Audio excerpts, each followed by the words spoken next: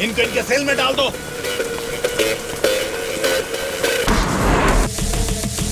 आधी रात को अचानक मीटिंग रख के आप सबको यहाँ बुलाने के लिए मुझे माफ कीजिए। कोई बात नहीं मैडम, आपके लिए, अपने पार्टी के लिए इतनी तकलीफ तो ले सकते हैं। वैसे इस मीटिंग में क्यों बुलाया हमें मैडम? क्योंकि सभी वोटिंग सर्वेस चेक किए गए हैं। सर्वे में ये पता चला है कि पूरे राज्य की 175 असेंबली सीटों में इस बार सत्ता वाली पार्टी को 40% और विपक्ष की पार्टी को 42% सीट्स मिलने की संभावना है और बचे हुए असेंबली सीटों में इंडिपेंडेंट कैंडिडेट्स के जीतने की आशंका है। इसीलिए इस बार हमारी पार्टी को सरकार बनाने के लिए 10 सीटें हर हाल में चाहिए। इन 10 सीटों को हमें पक्का करना होगा। इसीलिए पूरे राज्य में जितने भी जीतने वाले इंडिपेंडेंट कैंडिडेट्स खड़े होंगे उन सबको हमारी पार्टी में शामिल करना होगा, तभी हम सरकार बना पाएंगे। अब हम सबको क्या करना होगा मैडम? आपके एक इशारे पे आपके लिए काम करने के लिए आपके पीछे 100 लोग हैं जो कुछ भी कर सकते हैं। उनको ठुकरा के इतनी भारी बारिश में अगर आप मुझे ढूंढते हुए आए हैं तो मैं समझ सकता हूँ मैटर कितना सीरियस है। बोलिए, ये बादशाह आपके लिए क्या कर सकता है? राज्य भर में जीतने वाले उन इंडिपेंडेंट कैंडिडेट्स के ऊपर हमें जल्द से जल्द ग्राउंड लेवल पर काम शुरू करना होगा। विपक्षी पार्टी कोशिश करे उससे पहले हमें ही उनको खरीदने की कोशिश करनी है। आज इस उम्र में भी इतने सालों से मैं एक विपक्ष की पार्टी ही चला रही हूँ बादशाह। इसीलिए चाहे कुछ भी हो जाए सरकार तो हमारी ही बननी चाहिए बादशाह। आपकी बात सही है मैडम, लेकिन इस दरमियान सरकारी पार्टी से मिला हुआ वो गुंडा दुर्गा हमारी तरफ आने वाले इंडिपेंडेंट्स को अपनी तरफ नहीं खींचेगा, इसकी क्या गारंटी है? काटने वाले कुत्ते को बांध के रखते हैं, इसीलिए इस बार उसके ऊपर नॉन बेलेबल केसेस लगवाकर उसे जेल में बंद रखा है। इसका मतलब हमारे लिए कोई खतरे की बात नहीं है ना मैडम? इस काम को अंजाम देने के लिए तुम्हें एक काम करना होगा। क्या करना है बोलिए मैडम। सेंट्रल जेल में एक कैदी है।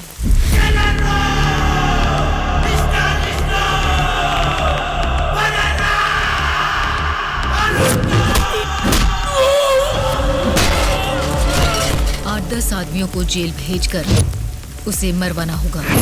नाम क्या है उसका? दुर्गा।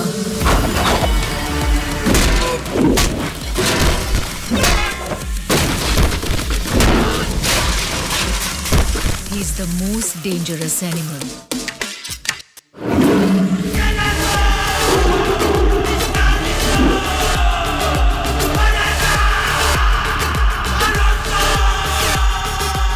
भाई, हमारी लोगों को कोई मार रहा है। चलो।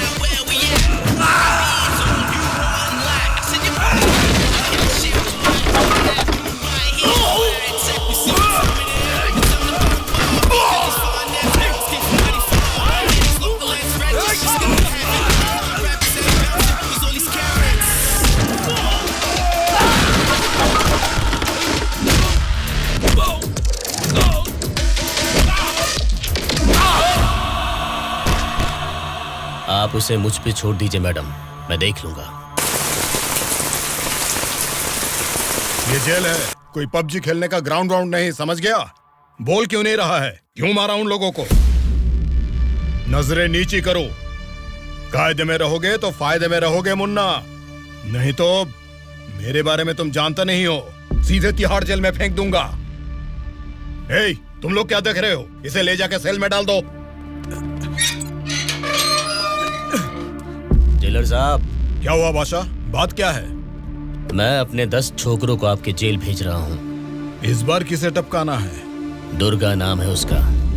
दुर्गा बोले तो वो सरकारी पार्टी का आदमी है ना? हाँ साहब, वही है। उसको उड़ाने के लिए अपोजिशन वालों से कितना लिया है और उसमें मेरा कमीशन कितना है? हमेशा की तरह आपके अकाउंट में ट्रांसफर हो जाएगा। स्टेट में इस बार भी हमारी सत्ता आने वाली है, इसलिए कल मेरे फार्म हाउस पर आप सबके लिए एक पार्टी रखी है। Hello sir, CM sir. Central jail से जेलर मधुसूदन बोल रहा हूँ सर। आपको एक खास बात बताने के लिए ही मैंने फोन किया। क्या बात है, बोलो। जेल में आए हुए आपके लोगों को मारने के लिए अपोजिशन वालों ने सुपारी दिया है सर। अगर आपको आपके लोगों की जरूरत नहीं है तो मैं बीच में नहीं आऊंगा, लेकिन अगर आपको इनकी जरूरत अभी भी है तो अपनी जान पर खेलकर भी मैं उन्हें बचा लूंगा। अब आप बताइए, आप किन लोगों को मैं बचा लूं या फिर उनके हवाले छोड़ दूं? मुझे जरा 10 मिनट का टाइम दीजिए। ठीक है सर, मैं आपके कॉल का इंतजार करूंगा।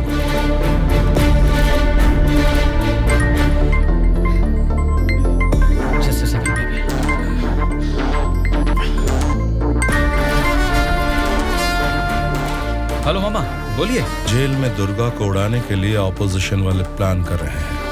वो अभी भी हमारे लिए कोई काम का है क्या? अरे मामा, अब पूरा काम उसी के हाथ में है मामा। अगर हाथ पर हाथ धरे बैठे रहे तो वो पार्टी फिर से सत्ता में आ जाएगी, तो फिर वो हमारे किस काम का रहेगा? इस बार जैसा आप सोच रहे हैं, सत्ता हमारे हाथ में नहीं है मामा। 70% उन्हीं के फेवर में है। ये बात तुझे कैसे पता? इलेक्शन सर्वे रिपोर्ट्स में वो हमसे ज्यादा स्ट्रॉन्ग है मामा। अगर वोट्स काउंटिंग में भी वो हमसे आगे निकले तो हमें कुछ और एमएलएस की जरूरत पड़ेगी मामा। अब उनको धमका के डरा के हमारी पार्टी में लाने के लिए हमारे लिए दुर्गा ही लास्ट ऑप्शन है मामा। And he is the most powerful weapon we have today. और हमारे धंधे में तो गधे को भी बाप बनाना पड़ता है। और हमें अगर गवर्नमेंट फॉर्म करना है तो किसी भी हाल में हमें दुर्गा चाहिए मामा।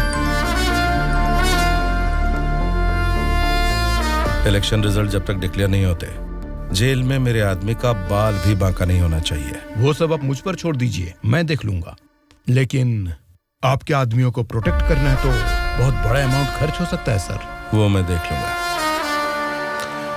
सर, मेरा एक छोटा सा डाउट है सर। क्या डाउट है? आपने दुर्गा को मरवाने के लिए पैसे लिए थे ना, अब बचाने के लिए पैसे ले रहे हैं। ये बात मेरे पल्ले नहीं पड़ी सर, मुझे थोड़ा कंफ्यूजन हो रहा है। पागल कहीं। इसी को अंग्रेजी में पॉलिटिक्स बोलते हैं और हमारी भाषा में बोलते हैं राजनीति, समझे?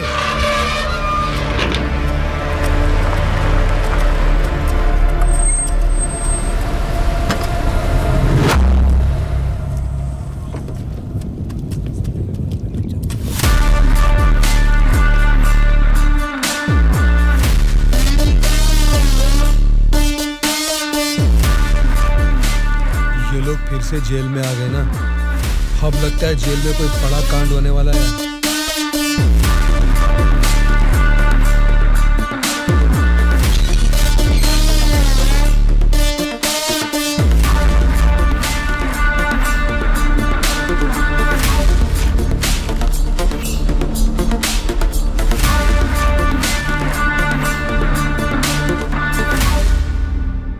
उसे कब मारने का सोचा है? हो सके तो आज ही।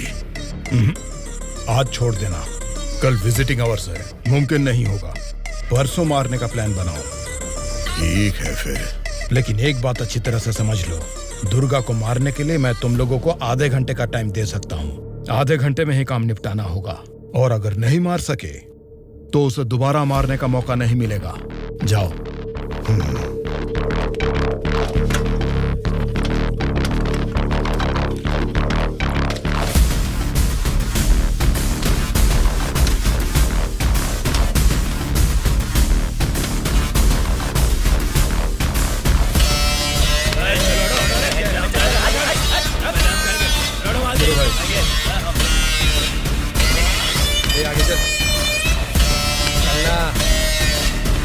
पता नहीं क्या।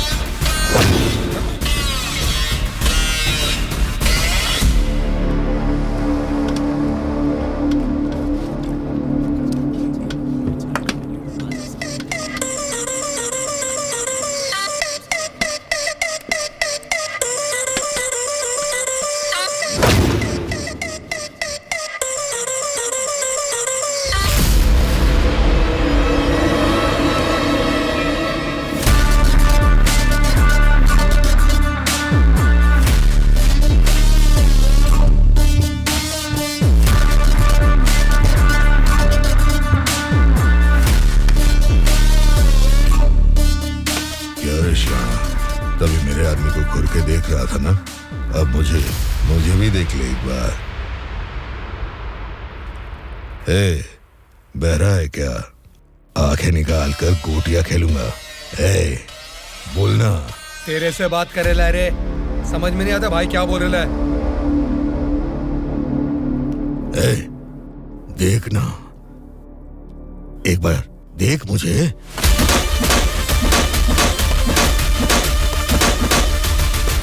मेरे बारे में तुम जानते नहीं हो, सीधे तिहाड़ जेल में फेंक दूंगा।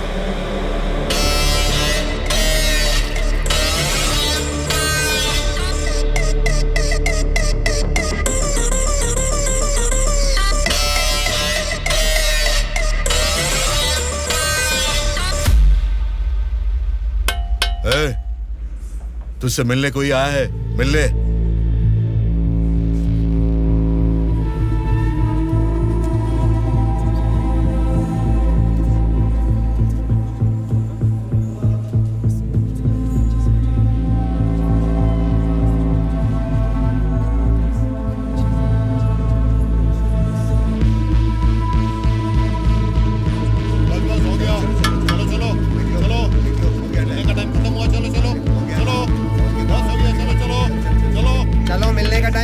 चलो निकलो यहाँ से, चलो टाइम हो गया।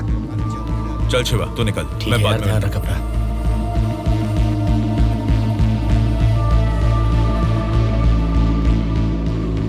शिवा, भावना कैसी है? देखा, अभी याद आई ना तुझे उसकी? मुझे लगा तो भूल गया था।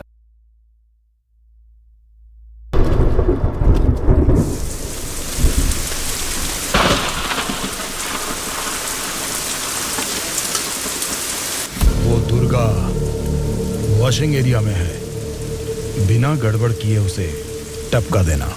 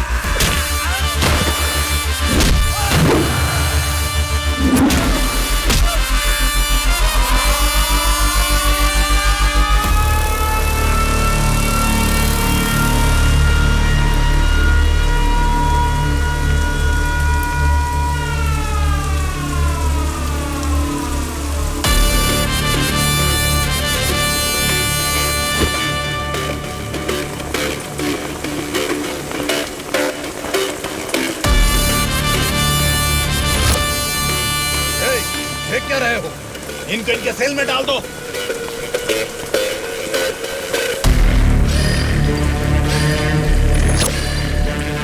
हाँ जेलर साहब। यो बादशाह, तुम और 10 लोगों को भेजोगे ना तो भी जेल में उस दुर्गा को नहीं मार सकोगे।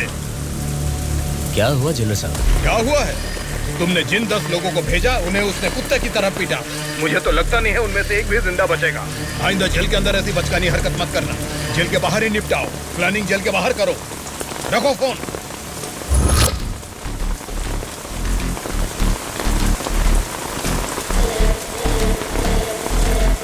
आपने जो यकीन मेरे ऊपर किया था मैं उससे निभा नहीं पाया मैडम।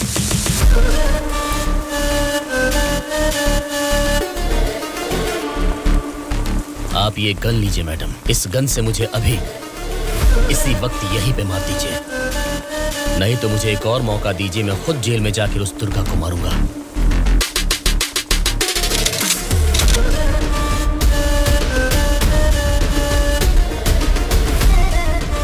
अगले हफ्ते इलेक्शन के रिजल्ट आने वाले हैं। अगर रिजल्ट मेरी फेवर में नहीं आए तब बताऊंगी कि तुम्हें किसको मारना है।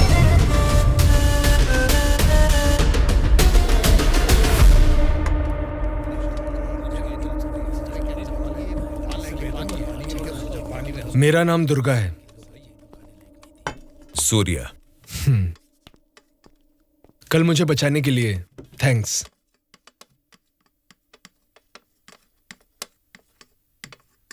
तुम्हारे बारे में सुना था, तुम किसी मर्डर केस में जेल आए हो।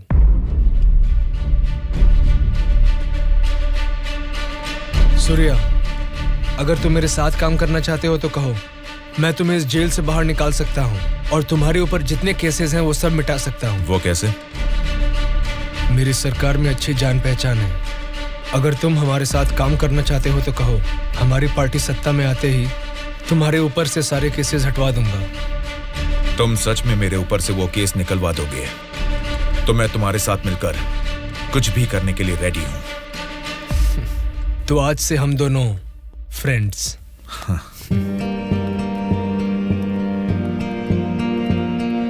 अच्छा, उस दिन वो लोग तुम्हें मारना क्यों चाह रहे थे? ऑपोजिशन वाले तो मुझे कई दिनों से मारने की कोशिश कर रहे थे, क्योंकि उन्हें इस बार जेल में मौका मिल गया, इसीलिए वो मुझे मारने आ गए।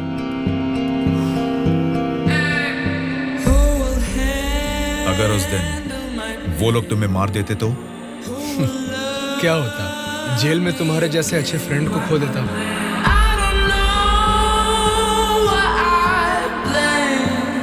Hold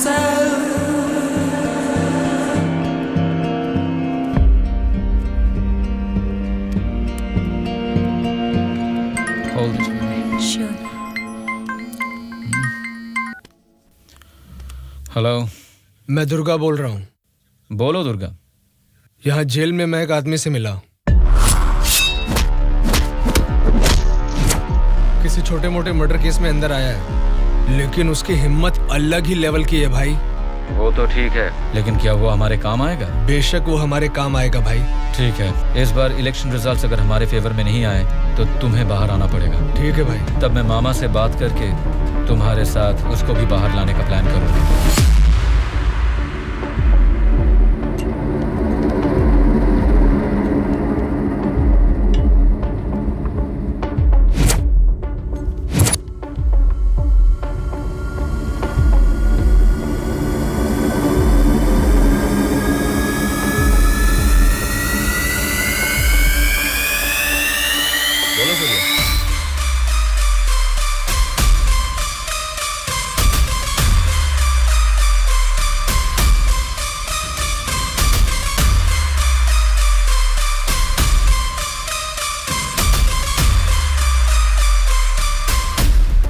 देखो सूर्या, ये सोसाइटी नहीं बदलेगी, ना ही जनता। ये 100 साल के इतिहास में तुम्हें कभी लगा है कि वोट डालने का तरीका बदला है? हमें क्या लेना है सूर्या, मेरी बात सुन, ये सब अभी से छोड़ दे। देखो शिवा, जैसा तू बोल रहा है ये समाज नहीं बदला होगा, पब्लिक ने वोट देने का तरीका भी नहीं बदला होगा, लेकिन पब्लिक को पालने वाले नेता लोगों को हमें बदलना है यार। 40 दिन के इंतजार के बाद हुआ पर्दाफाश। जीते हुए उम्मीदवार जश्न मना रहे हैं तो हारे हुए उम्मीदवार उसकी वजह ढूंढने में जुट गए हैं। जनता के वोट ये बता रहे हैं कि उन्हें किसी से कोई बैर नहीं। दोनों मेजर पार्टियों को इलेक्शन में लगभग एक समान वोट मिले हैं। राज्य की पूरे 120 असेंबली सीटों में से सरकारी पार्टी को 48 सीट मिले हैं, वहीं ऑपोजिशन पार्टी को 52 सीट मिले हैं। बाकी 20 सीटें इंडिपेंडेंट एमएलएस को मिले हैं और वो ही तय करेंगे कि राज्य में सरकार किस पार्टी की बनेगी। अब उनमें से कितने लोग कौन सी पार्टी को समर्थन करेंगे, राज्य की सत्ता कौन सी पार्टी को जाएगी, ये सब जानने के लिए शक्ति परीक्षण होने तक सबको इंतजार करना ये होगा। क्या है सर, इस बार ऐसे कैसे हो गया? अब हम क्या करेंगे सर? इस बार भी गवर्नमेंट हमारी ही बनेगी।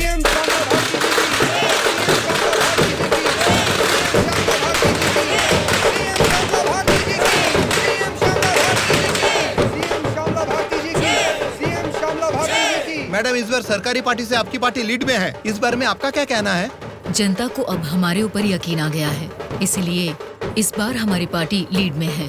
Thank you. श्यामला भारती जी की, सीएम श्यामला भारती जी की, सीएम श्यामला भारती जी की, सीएम श्यामला भारती जी की, सीएम श्यामला भारती जी की, सीएम श्यामला भारती जी की, सीएम श्यामला भारती जी की, सीएम श्यामला भारती जी की।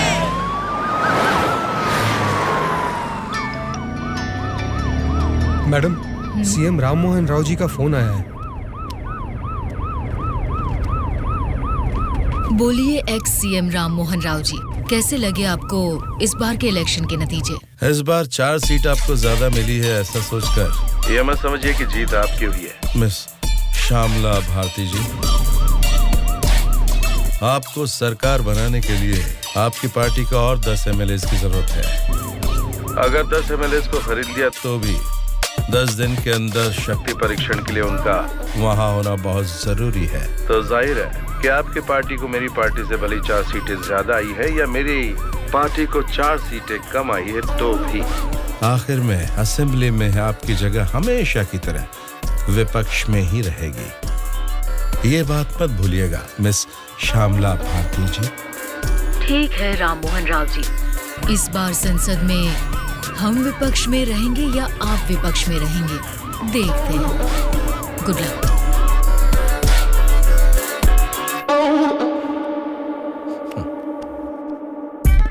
ये जानते हुए कि हमारी पार्टी लीड में है, ये राम मोहन राव कॉन्फिडेंटली कह रहा है कि हमारी पार्टी जीत नहीं सकती। इससे ये साफ पता चलता है कि हमारी पीठ पीछे साजिश हो रही है। हम एक लीडिंग पार्टी है, हमें हमारी पार्टी को सत्ता में लाने के लिए उन 20 इंडिपेंडेंस को हमारी पार्टी में लाने का कोई न कोई तरीका ढूंढना होगा। हमें उन 20 लोगों को जल्द खरीदना होगा मैडम, और उसका केवल एक ही रास्ता है। कौन सा रास्ता? अनंतगिरी में 20 साल से ना हारने वाले कल्याण प्रसाद को हमें सबसे पहले खरीदना होगा मैडम। उसी को क्यों? वही किंग मेकर है मैडम। जितने भी 20 इंडिपेंडेंट उम्मीदवार है वो सब उसी के हाथ में रहते हैं। तो फिर जल्द से जल्द बुलवाइए उसे। कल्याण प्रसाद को फोन करके कहो कि तुरंत मेरे फार्म हाउस पर आकर मुझसे मिले। ओके? ठीक है सर।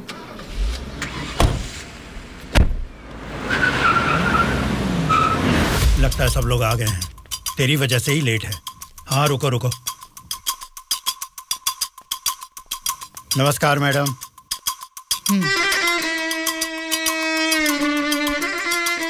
मैडम डायरेक्टली पॉइंट पर बात करेंगे, इससे दोनों का टाइम बचेगा। मैं भी सीधे पॉइंट पर आकर बात करूंगी। आपके 20 एमएलएस को हमारी पार्टी को समर्थन देना होगा। इसके लिए आपके एक एक एमएलए की कीमत बताइए। एक एक एमएलए ने अपने मतदान क्षेत्र में जीतने के लिए तकरीबन 50 करोड़ रुपए खर्च किए हैं। एक एक एमएलए को 100 करोड़ दे दीजिए। क्या मतलब? एक एक एमएलए को 100 करोड़? मतलब इसके हिसाब से 20 एमएलएस को 2000 करोड़? हाँ मैडम। इतना क्यों? मार्केट में आजकल रेट बहुत बढ़ गए मैडम। एक जमाने में खाना पकाने का तेल 100 रुपए लीटर मिलता था और अब 230 रुपए हो गया है। फिर भी लोग खरीद रहे हैं ना। वैसे जनता के बारे में हम कुछ सोच रहे हैं क्या? नहीं ना। इसीलिए जैसे चीजों के दाम बढ़ गए हैं, वोटर्स ने भी अपने रेट बढ़ा दिए हैं मैडम। एक टाइम पे 1000 रुपए में मिलने वाले वोट अब 5000 में मिलते हैं। यहाँ कोई भी कैंडिडेट को देख के वोट नहीं डालता मैडम, वो वोट डालता है कैश देखकर ही। मतलब आपके एमएलएस को हमारी पार्टी को समर्थन देना है तो आपको 2000 करोड़ देने होंगे। सही कहा? 2000 करोड़ नहीं मैडम। तो फिर? 2500 करोड़। मतलब 2500 करोड़ रुपए? यस। वो 500 करोड़ किसके लिए? वो मेरा कमीशन है मैडम। आपका कमीशन 500 करोड़ है? जी मैडम। मैं आपको कोई प्याज टमाटर थोड़ी ना बेच रहा हूँ। इस राज्य की सत्ता 5 साल के लिए दे रहा हूँ आपको। इसके बदले में एक छोटी सी 500 करोड़ की रकम कमीशन लेने में कोई गलती नहीं है मैडम।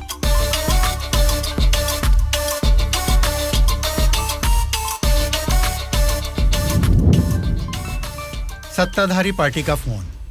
अगर मेरा प्रपोजल आपको जमता है तो फोन काट दूंगा, और नहीं तो इस बार फिर से उन्हीं की सरकार बनेगी। सोच लीजिए। सर, कल्याण प्रसाद जी मेरा कॉल कट कर रहे हैं सर। फिर से ट्राई करो। Okay sir.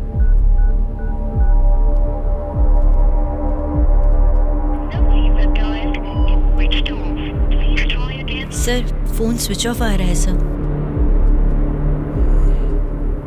ठीक है, उसे वॉइस मैसेज भेज दो। Okay sure sir. आपने 2500 करोड़ मांगे जो मैं दे रही हूँ। कोई गलती नहीं होनी चाहिए। शक्ति परीक्षण वाले दिन हमारे 20 एमएलए आपके पीछे दुम हिलाते हुए चलेंगे। आप जहाँ साइन करवाएंगी वहाँ करेंगे। अब आप सीएम पद की शपथ लेने के लिए तैयारी कीजिए मैडम। लेकिन उसके पहले हमें एक काम करना है। वो क्या है मैडम? आपने मुझसे हाथ मिला लिया है, ये खबर राम मोहन राव को जरूर पता चल जाएगी। हमें हमारे एमएलएस को सेफ रखना होगा। इसलिए उन सभी एमएलएस को राम मोहन राव से सेफ रखने के लिए मैंने बेंगलुरु में एक स्टार होटल पूरा बुक कर लिया है। शक्ति परीक्षण होने तक वो सारे उधर ही रहेंगे। आपके एमएलएस के साथ हमारे एमएलएस को भी मिलाकर उधर भेजेंगे तो वो सब साथ में वहाँ सेफ रहेंगे। आपकी बात सही है मैडम, पर उस राम मोहन राव के डर से सिटी से इतनी दूर बेंगलुरु में एमएलएस को रखने की जरूरत नहीं है मैडम। वो क्या है ना, शहर के बीचों बीच मेरे कंट्रोल में एक जगह है जिसके बारे में किसी को नहीं पता। ये 10 दिन हम अपने एमएलएस को वहीं छिपाएंगे तो टाइम भी सेव होगा और अपने लोग अपने ही साथ हैं ये भरोसा भी रहेगा। लेकिन उतनी सेफ प्लेस इस सिटी में कहाँ है? सॉरी मैडम, शक्ति परीक्षण होने तक उस जगह के बारे में मैं आपको भी नहीं बताऊंगा। ठीक है, फिर आपके एमएलएस के साथ हमारे एमएलएस को भी आपकी बताई हुई जगह पर भेजूंगी। देखना कोई भूल ना हो। Okay madam. सत्या। हाँ सर। सर, श्यामला भारती जी ने कल्याण प्रसाद जी को 2500 करोड़ में खरीद लिया। अब हमारी हालत क्या होगी सर? हमारी सरकार गिर गई क्या? सर, इलेक्शन में मैंने 100 करोड़ खर्च किया, अब मेरा क्या होगा सर? बताइए सर, बोलिए, क्या होगा सर? क्या बोलिए होगा सर, सर? बोलिए, क्या होगा? प्लीज सर, बोलिए सर, हमारी क्या होगा सर? बस चुप हो जाओ। परेशान होने की जरूरत नहीं है। शक्ति परीक्षण में अभी टाइम है। मैं जानता हूं मुझे क्या करना है। आपकी बात मुझे समझ आ गई। अभी मुझे क्या करना है बोलिए। अनऑफिशियली किसी भी हालत में दुर्गा मुझे जेल से बाहर चाहिए, चाहे जितने भी पैसे लग जाएं। तुरंत जेलर से बात करके काम को अंजाम दो। ठीक है मामा, पर एक रिक्वेस्ट है। बोलो क्या है? दुर्गा के साथ एक और आदमी को जेल से बाहर निकलवाना है मामा। कौन है वो? उसका नाम है सूर्या। उसकी गट्स, उसकी हिम्मत, वो अलग ही लेवल की है। हो सकता है, लेकिन किसी भी अनजान आदमी के ऊपर इस तरह से आंख मूंद कर भरोसा कैसे कर सकता हूं? ये स्टेट गवर्नमेंट का मामला है। अगर कुछ गलत हो गया तो मेरा पूरा पॉलिटिकल करियर खत्म हो जाएगा। मेरा यकीन कीजिए मामा, हमारे गवर्नमेंट को गिरने से बचाने के लिए इस ऑपरेशन में दुर्गा से ज्यादा वो ही एक्टिवली काम करेगा। ठीक है, अगर तुम उसकी इतनी तारीफ कर रहे हो तो काम खत्म होते इन दोनों को फिर से जेल में डाल दूंगा। मैं भी उससे जरूर मिलना चाहूंगा।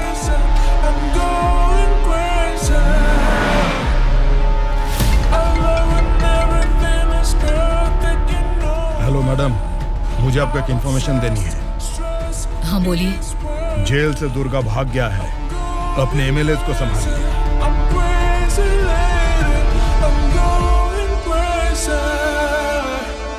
इनको अभी छोड़ के आपने वो पार्टी को इन्फॉर्मेशन क्यों दे दिया सर? वो लोग आपस में लड़के मरेंगे तो ही ना हम जैसे लोग सेफ रहेंगे।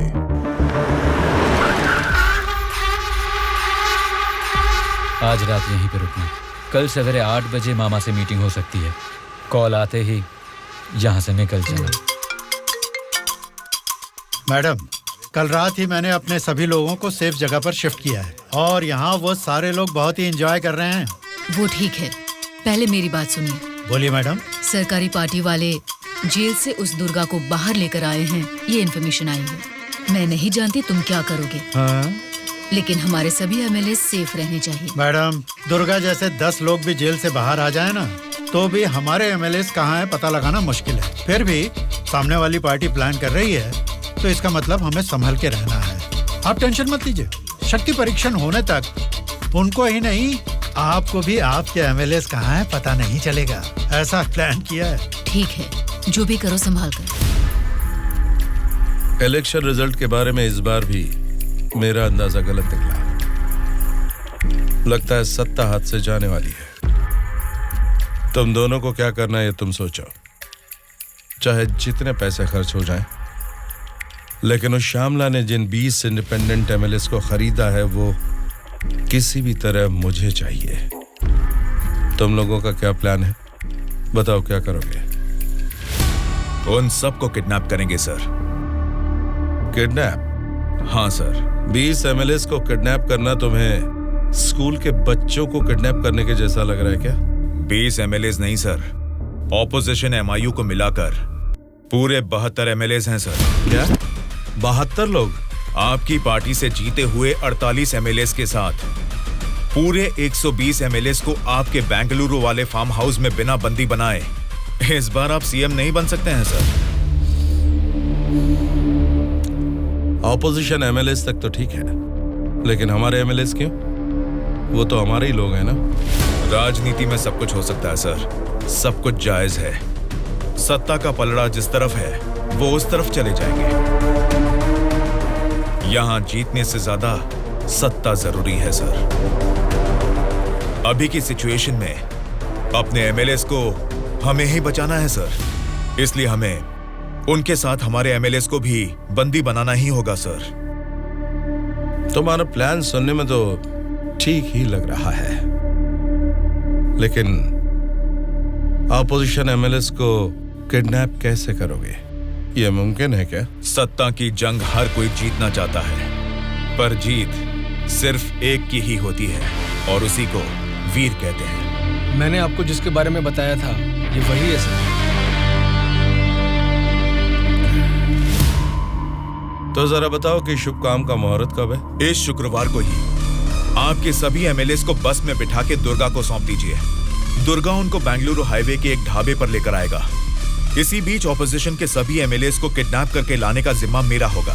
गुड। तुम्हारे प्लान के साथ तुम्हारा कॉन्फिडेंस भी मुझे अच्छा लगा।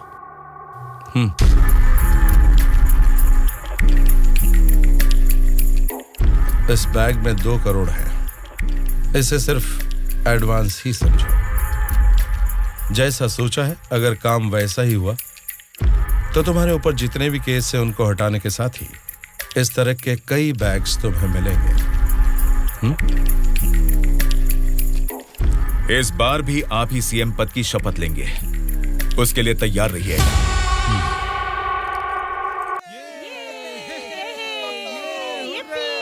कल्याण प्रसाद के फोन का लास्ट कॉल लोकेशन कल रात 11 बजे का गुलजार हाउस में दिखा रहा था। तभी से लेके अब तक वो किसी के टच में नहीं है।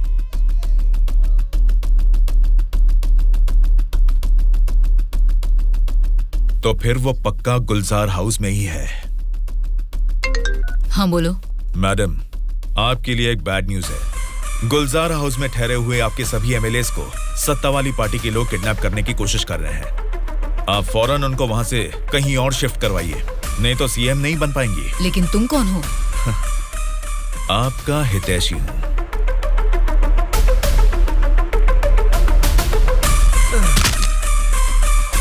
चलिए बैठिए आप लोग अंदर।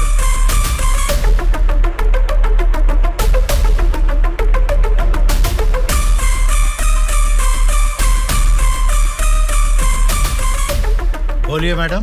कहाँ हैं आप? मैं नहीं बता सकता। मैं सीरियसली कुछ पूछ रही हूँ, उसका सीधा जवाब दीजिए। मैं भी सीरियसली ही बोल रहा हूँ मैडम, नहीं बता सकता। आप सब गुलजार हाउस में हैं, ये बात मैं अच्छी तरह से जानती हूँ। वो कैसे मैडम? गूगल मैप पे भी सर्च करने पर इस जगह के बारे में किसी को पता नहीं चलता। सिर्फ मुझे ही नहीं बल्कि सरकारी पार्टी वालों को भी पता है कि आप सब कहाँ छुपे हो। अब क्या करें मैडम? उनके वहाँ पहुँचने से पहले निकलो वहाँ से और अपने साथ सभी एमएलएस को वहाँ से शिफ्ट कर दो। लेकिन अभी के अभी इतने एमएलएस को कहाँ शिफ्ट करेंगे मैडम? मैं बस भेज रही हूँ, मेरे बैंगलोर वाले रिसोर्ट में शिफ्ट हो जाओ। समझ गए तुम? समझ गया।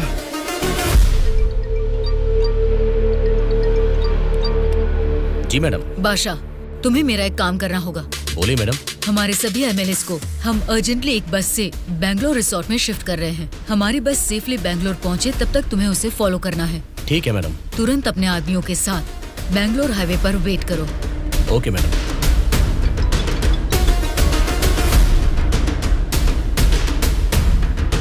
हेलो मैडम, मैं ट्रैवल एजेंसी का बस ड्राइवर बोल रहा हूँ मैडम। कहाँ पहुँचे तुम? मैं बिल्कुल सही लोकेशन में पहुँच गया हूँ मैडम। ठीक है, हमारे लोग वहाँ आएंगे, वेट करो। ठीक है मैडम।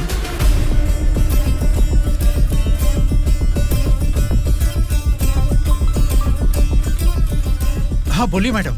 बस आ गई है, आप सब तुरंत वहाँ से निकल जाइए। ठीक है मैडम। बस आ गई है, चलिए सब लोग बस में बैठिए।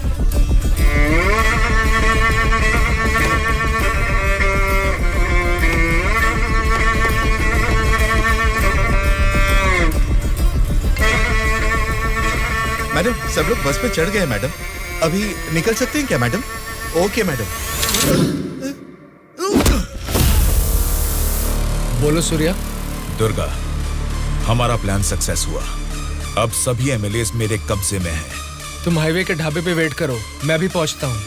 ओके। क्या रे, कुछ पता? बोली मैडम। बस निकल गई है और थोड़ी ही देर में बैंगलोर हाईवे एंटर करेगी। अगर कोई भी हमारी बस को फॉलो करता हुआ दिखे तो उसे वहीं मार देना।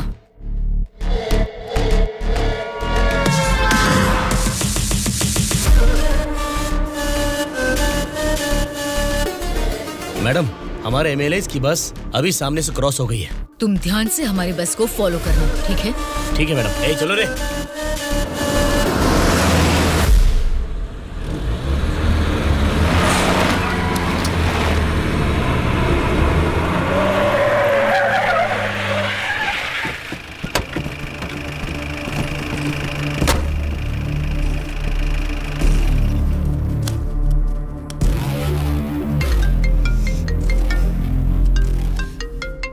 बोलो बादशाह। हाँ मैडम, अभी हमारी बस हाईवे के बाजू में एक ढाबा के पास रुकी हुई है। नाइट जर्नी है ना बादशाह, चाय कॉफी पीने के लिए रुके होंगे। अब इतना भी फोन करके बताओगे? Madam madam. अब क्या हुआ बादशाह? हमारे बस के पीछे ही एक और बस आके रुकी है। और एक बस? हाँ मैडम, देखने में तो सरकारी पार्टी की एमएलए की बस लग रही है। क्या सरकारी पार्टी के एमएलए की बस? हाँ मैडम, पक्का उन्हीं लोगों की बस है मैडम। सच में? लेकिन उनकी बस वहाँ क्यों आई है? पता नहीं चल रहा मैडम। जैसे हम अपने एमएलए को बेंगलोर भेज रहे हैं, वैसे ही वो अपने एमएलए को शायद किसी सेफ जगह पर भेज रहे होंगे। हो सकता है। फिर भी दोनों बस एक ही जगह पर एक ही समय पर ये कैसे हो सकता है? तुम एक काम करो बादशाह, हमारे एमएलए की बस वहाँ से सुरक्षित निकल जाए, तब तक उनकी बस पर तुम कड़ी नजर रखना। ठीक है मैडम।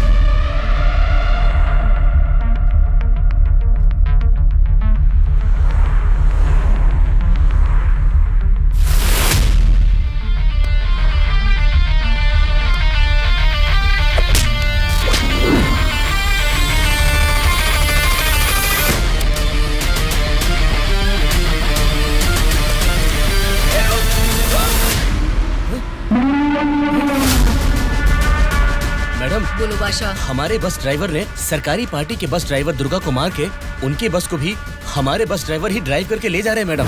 व्हाट? उनकी बस को हमारे ड्राइवर क्यों ले गए हैं? मुझे भी कुछ समझ में नहीं आ रहा मैडम। ठीक है, मैं अपने ड्राइवर को फोन करके पता लगा लूंगी। पहले तुम हमारी बस को फॉलो करो। Okay madam. Hello madam. Anwar, क्या कर रहे हो तुम लोग? कुछ लोग आके मुझे मार के हमारी बस को लेके गए मैडम। बोली मैडम। बादशाह, वो लोग अपने ड्राइवर नहीं हैं, कोई क्रिमिनल्स हैं। उनका पीछा करो। Stop them right now. ठीक है मैडम।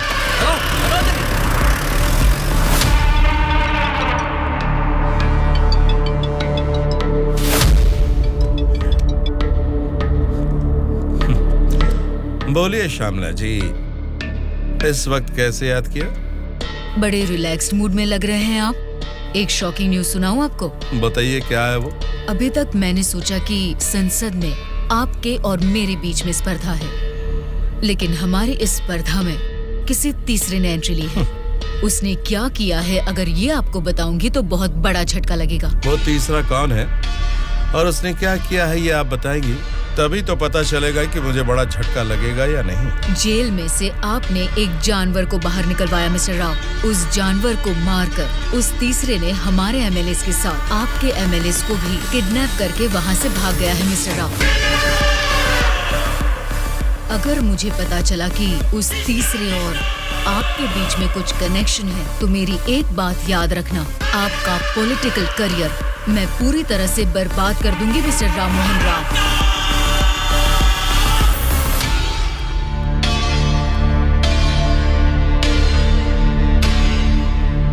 क्या हुआ मामा? उस दुर्गा को कॉल कर।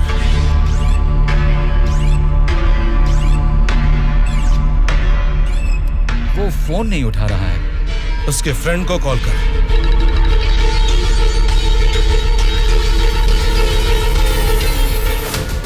मेरे पॉलिटिकल करियर में ये फर्स्ट टाइम है जब मैंने किसी पर यकीन करके धोखा खाया। बोल, कौन है रे तू? बोला था ना, ये सत्ता की जंग हर कोई जीतना चाहता है, लेकिन किसी एक को ही जीत मिलती है, उसी को वीर कहते हैं। अब वो जंग शुरू हो चुकी है। वीर कौन है और वो जंग किस मकसद से कर रहा है, आगे आगे तुमको सब समझ में आएगा। तब तक के लिए वेट एंड सी।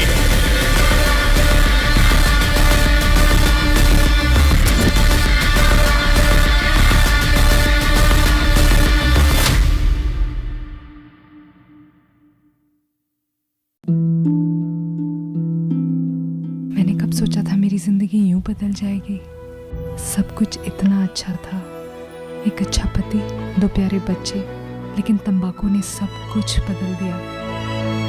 अब इस फैलते हुए कैंसर को मेरे चेहरे से काटना पड़ेगा।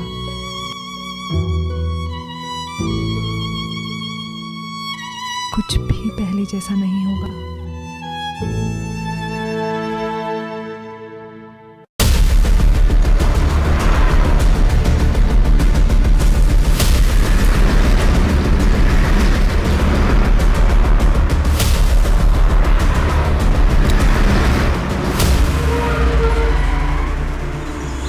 ये कौन सी जगह है?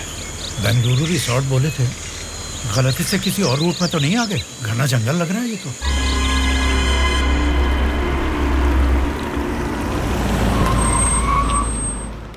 सर वो क्या है कि तुम पर भरोसा करके काम सौंप दिया, इसके लिए तो मुझे खुद को जूते मारने चाहिए। अपना ये चेहरा फिर मुझे कभी मत दिखाना। पता नहीं कहां से एक अनजान आदमी को लाकर मेरे सर पर बैठा दिया। अब देखो उसने क्या किया है। सॉरी मामा। मर जाओ जाकर। उस डीजीपी को फोन करके फार्म हाउस में आने के लिए कहो। ओके मामा। क्या रे, हमारी पार्टी ज्वाइन करने के लिए इस जंगल में आ गए तुम लोग? अरे जब लीड में हम हैं तो तुम्हारी पार्टी में आने की नौबत क्यों आएगी हमें? लीड में हम हैं बोलकर तुम सब लोग हमारी पार्टी में आ गए। देख लो, कुछ अकल है कि नहीं? वाली लीड नहीं, जीतने वाली भी अपनी ही पार्टी है। रुक जाओ, क्या है ये? इतना शोर कर रहे हो? आपस में लड़के कुछ नहीं मिलने वाला। हमें कुछ भी बोलिए, लेकिन हमारी पार्टी को कुछ मत बोलना। समझ गए? जरा सामने आओ और अपनी पार्टी की ताकत दिखाओ। हमारी पार्टी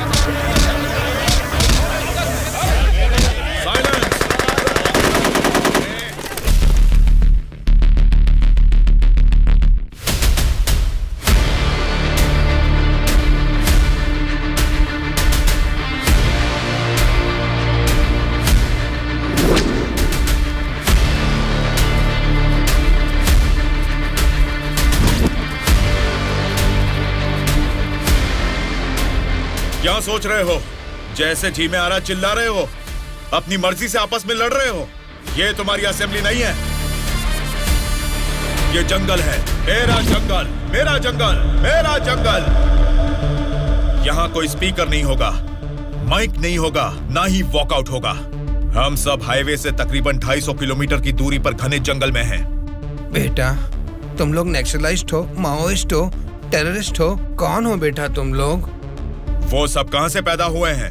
तुम जैसे लोगों की गलती से ही वो लोग पैदा हुए हैं। बेटा, तेरी बात मैं मानता हूँ, लेकिन मैं शुगर पेशेंट हूँ। टाइम पर खा के अगर मैंने दवा नहीं लिया तो मेरी बॉडी कांपने लग जाती है बेटा। तुम हेल्थ मिनिस्टर हो ना? हाँ बेटा। तुम्हारे पास बड़े हॉस्पिटल्स हैं, फिर भी तुम्हें ये सब बीमारियां हैं, तो तुम पब्लिक का भला कैसे करोगे? बेटा, हमारे पेट में चूहे दौड़ रहे हैं, पहले कुछ खाने के लिए तो दे दीजिए।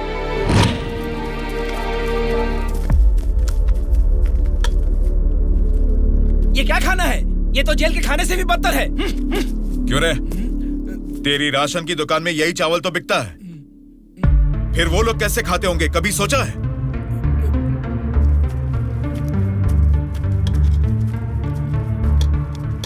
बस बेटा बस, चावल खाने में कमी ही करनी चाहिए, ज्यादा नहीं खाना चाहिए। अच्छा, तो फिर इतनी जायदाद कैसे बना ली? उसमें भी तो कमी कर सकते थे, पर उसमें तो करोगे नहीं।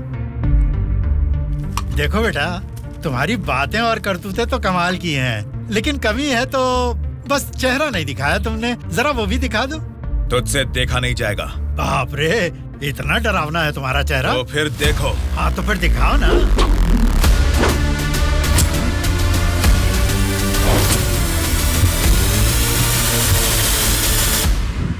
हमारी जिंदगी को लक्ष्य देता है ये महाविद्यालय, हमारे भविष्य को भी रचता है ये विद्यालय। स्वामी विवेकानंद ने कहा था कि देश का भविष्य युवा पीढ़ी के हाथों में है, लेकिन युवा होने के नाते हम क्या कर रहे हैं? देश के भविष्य से मुझे क्या करना है, ऐसा बोलकर हम खुद ही को स्वार्थी बनाते जा रहे हैं। मतलब हमारा पढ़ाई करना, नौकरी करना स्वार्थ है क्या? प्रॉब्लम पढ़ाई के बारे में या जॉब के बारे में नहीं है बेटा, तो फिर देश के भविष्य के बारे में ना सोचना ही प्रॉब्लम है। इसीलिए तो हर 5 साल में हम वोटिंग करके नेता लोगों को चुनते हैं। ये सब काम तो उनका है। वही तो हम लोगों की गलती है, वोट देते हैं और भूल जाते हैं। एक स्टूडेंट की हैसियत से फैसला करना आपके हाथ में नहीं है, लेकिन बेहतर समाज का निर्माण करने का सामर्थ्य आप में है। उन लोगों को खड़ा करके पूछने का हक भी आपको है। जब आप लोग ऐसा करेंगे, तब स्वामी विवेकानंद की बात सच होगी कि देश का भविष्य युवाओं के हाथों में है। जाल खरीदने के लिए पैसे देंगे, नाव खरीदने के लिए लोन देंगे। तुमसे यही वादा इलेक्शन से पहले किया गया था ना, लेकिन अब सत्ता में आकर 4 साल होने के बाद भी एक भी वादा पूरा नहीं किया। इसको आप कब तक सहेंगे और कितने दिन भुगतेंगे? इन एमएलएस को जीतने दीजिए और सवाल कीजिए।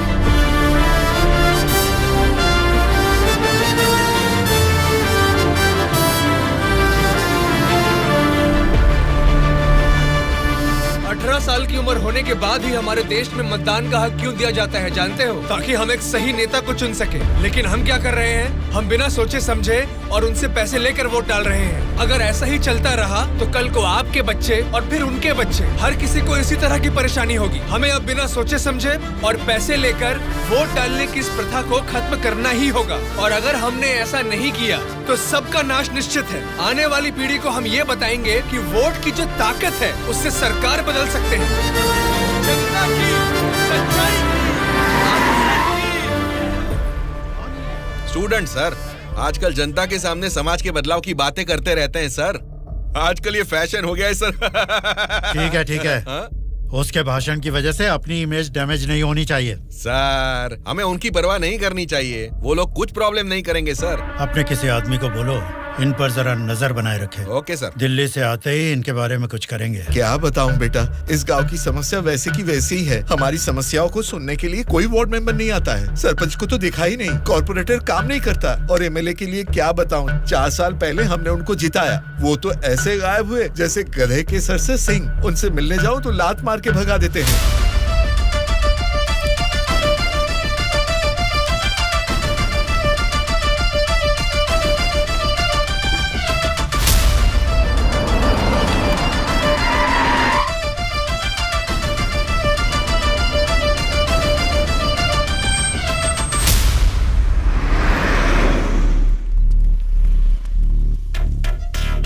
सुनो।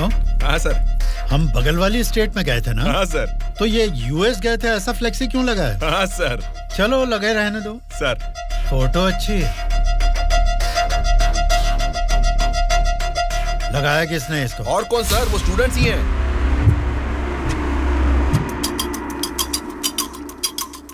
इन पोस्टर्स को देखकर वो एमएलए पक्का रिएक्ट करेगा। रिएक्ट तो करेगा, पर कैसे रिएक्ट करेगा वो पता नहीं चल रहा। जैसा भी रिएक्ट करें, कोई भी प्रॉब्लम आने दो, हम सबका सामना कर लेंगे साथ में। जैसा आपने सोचा वैसा नहीं होगा। शक्ल से तो पढ़े लिखे लगते हैं, पढ़ाई की है तो अच्छी नौकरी कर लेते। ऐसे पेस्ट लगा के पोस्टर लगाने की गंदी हरकतें क्यों कर रहे हैं आप लोग? ये पॉलिटिक्स के चक्कर में क्यों फंस रहे हैं? ये एक दलदल है, एक बार इसमें उतर गए ना तो फिर इससे बाहर नहीं निकल पाओगे। समझ गए ना? मतलब आपकी नजर में वोटर की कोई वैल्यू नहीं? अरे बहुत सही कहा आपने। आपकी नजर में वोटर की बड़ी कीमत है, लेकिन हमें वोट की कीमत पता है। यही फर्क है आपकी और हमारी सोच में। एक बार वोट मिल गया ना, फिर वोटर को कौन पूछता है? 5 साल के लिए हम ही राजा, हम ही मंत्री। मतलब आपसे सवाल करने वाला कोई नहीं है क्या? अब तुम ही बताओ, जो लोग पैसा लेकर वोट डालते हैं उनको सवाल पूछने का अधिकार है? अभी जो भी हो रहा है वो इलेक्शन नहीं है, कलेक्शन है। हम वोट कलेक्ट करेंगे, वो पैसे कलेक्ट करेंगे। एक वोट का 5,000, 1.5 लाख वोट हैं, मतलब 75 करोड़। उसके साथ दारू, बिरयानी, नाच गाना, पोस्टर, पब्लिसिटी, इनके अलावा हमारे नेता को मिलने वाले गिफ्ट्स। बाप रे, तकरीबन 150 से 200 करोड़ खर्च होता है। अब इस खर्चे को प्रॉफिट में बदलना है, 200 करोड़ का 1000 करोड़ बनाना है। ये सब करने में ही 5 साल निकल जाएंगे। फिर जनता की सेवा करने का टाइम कहाँ रहेगा? वैसे वोट बेचने वाले की हम सेवा क्यों करें? उसको पूछने का हक नहीं है, क्योंकि उसने तो अपना वोट बेच दिया है। इसलिए मैं तुम लोगों को आखिरी बार बोल रहा हूँ, सड़क छाप गुंडागर्दी से जिंदगी शुरू की थी, अब स्टेट मिनिस्टर हूँ। मुझे फिर से गुंडा बनने पर मजबूर मत करो। इलेक्शन नजदीक आ रहे हैं। पिछली बार वोट के लिए 5,000 मांगे थे, इस बार 10,000 मांगेंगे। हमें इसके लिए तैयार रहना है। यहाँ वोट के लिए ही नहीं, सीट के लिए भी पैसे देने हैं। पार्टी हाईकमांड मेरी परवाह नहीं करेगी तो मुझे बहुत दिक्कत हो जाएगी। मेरे रास्ते से हट जाइए। इसके बावजूद भी अगर किसी ने रोका तो तुम सबकी डेट ऑफ बर्थ तो अलग अलग है, लेकिन डेट ऑफ डेथ एक हो जाएगी, याद रखना। चलता हूँ।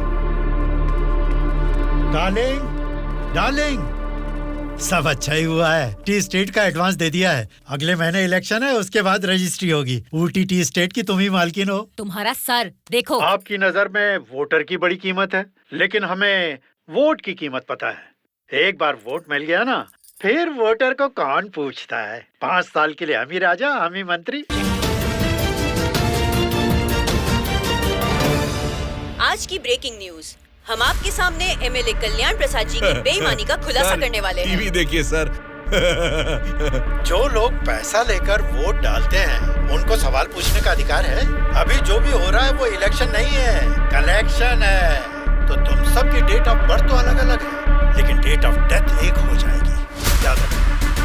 खुद कल्याण प्रसाद जी के मुंह से ये बातें सुनने के बाद उन्हें मिनिस्टर के पद से ही नहीं बल्कि पार्टी के हाई कमांड ने उन्हें पार्टी से भी सस्पेंड कर दिया है। आपको बिना बताए पद से निकाल दिया, ये तो नाइंसाफी है सर। क्या नाइंसाफी है रे? हाँ, मैं एक बड़ा बदमाश हूँ, ऐसा ही बोलकर इन्होंने वीडियो में मान लिया। सब लफंगे लोगों के ये बड़े नेता हैं। लो खाओ, सब ठूसो। और काम भी क्या है? खाना और सोते रहना। और बचा ही क्या है?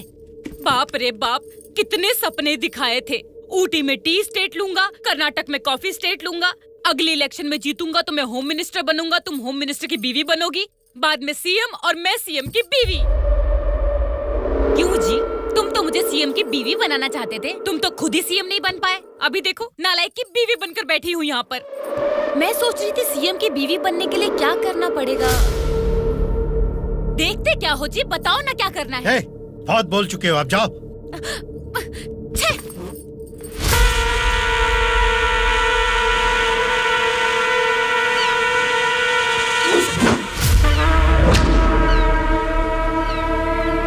अरे क्या कर रहा है?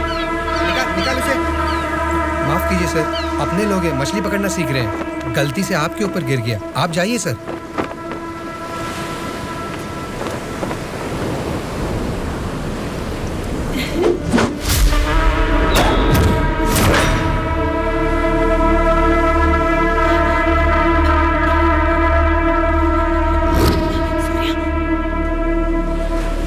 सॉरी सर, मछली पकड़ते समय समुंदर में सब मछलियां तो नहीं पकड़ सकते ना सर।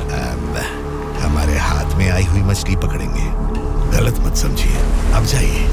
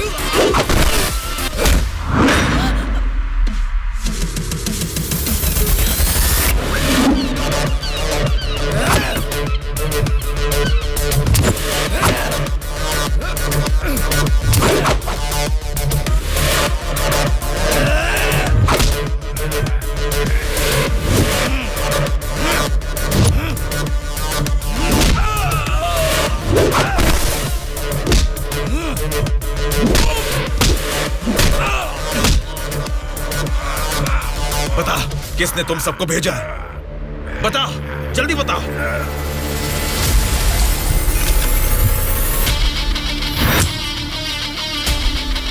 इतना हैरान क्यों है? मरा हुआ आदमी तेरे सामने जिंदा कैसे खड़ा है, यही सोच रहा है ना तू? मुझे मारना तेरे बस की बात नहीं है, ना ही तेरे बाप से हो पाएगा। वोट देना हर एक का हक है, उसे पैसे देकर मत खरीदो। एमएलए एक रिप्रेजेंटेटिव होता है जो लोगों की समस्याओं को सरकार के पास लेकर जाता है, बल्कि ये नहीं कि वो उस क्षेत्र का राजा बनकर बैठे।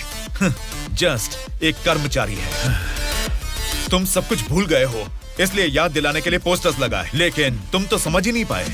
अब तक तो तुम्हें ही बदलने के बारे में सोचा था, इस चुनाव क्षेत्र के एमएलए को बदलने के बारे में नहीं। लेकिन अब बदलूंगा।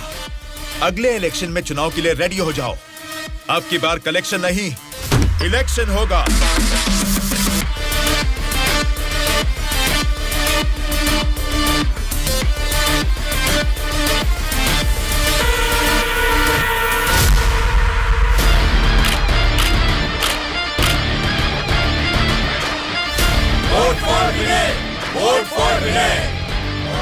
नाम विनय है। अब हमारे चुनाव क्षेत्र से इंडिपेंडेंट उम्मीदवार के रूप में कल्याण प्रसाद जी के सामने खड़ा हो रहा है। यहीं पैदा हुआ है, आपकी तकलीफें जानता है। पैसे देकर आपका वोट नहीं खरीदेगा, लेकिन आपके द्वारा डाले गए हर एक वोट को इंसाफ दिलाएगा। इसे जिताकर तुम सब जीतना चाहते हो, या फिर उस कल्याण प्रसाद को वोट डालकर अगले 5 साल के लिए गुलाम बनकर जीना चाहोगे? ये आपकी मर्जी है। भैया, अभी तक पैसे लेके वोट देते थे, लेकिन अब भले काम के लिए वोट देंगे हम। अभी तक हमें कोई ऐसा नहीं मिला जो हमारा साथ दे। आप खड़े हो भैया, इस बार हम वोट आप ही को देंगे।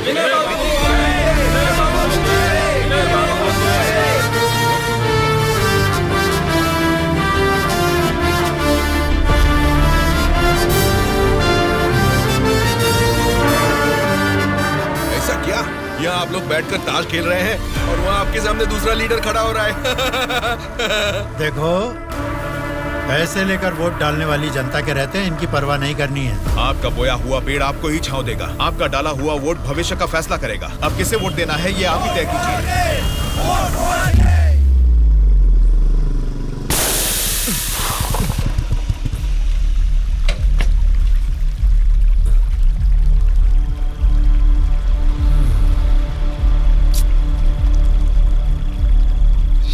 पंचर बना लो, पंचर। क्या बाबू, गाड़ी पंचर क्या? हाँ भाई, जरा अर्जेंटली जाना है। आप पंचर बना दोगे? बनाऊंगा ना। आगे जाके ये हमारे गांव का एमएलए बनेगा। पंचर थोड़ा खट से बना रे। तुम्हारे रोज जाने वाले रास्ते में अचानक तुम्हारी गाड़ी पंक्चर हो गई है, फर्क नहीं दिख रहा है क्या? उसके साथ जैसे गाड़ी पंक्चर हुई तभी पंक्चर वालों का हाजिर होना अजीब नहीं लग रहा है? वैसे तो इलेक्शन में खड़े होना भी अजीब बात है। आप तो एमएलए बन जाएंगे, असेंबली में चले जाएंगे, अपन तो इधर ही रह जाएगा ना। हम तो गुंडागर्दी ही करेंगे, और करेंगे भी तो क्या होगा? मारना, काटना, जलाना और बलात्कार करना। हम किसको मारेंगे, किसको काटेंगे जानते हैं? तेरे दोस्तों को। तेरे दोस्त सूर्या को बहुत बुरी मौत मारेंगे। बाद में बच्चों का कौन जानते हैं आप? आपके साथ घूमती है ना वो गोरी गोरी लड़कियां, जैसे चाहे मजे करेंगे। अय्याशी करके मुंबई रेड लाइट एरिया में जाके बेच देंगे उनको। सोच लेना। चलो रे।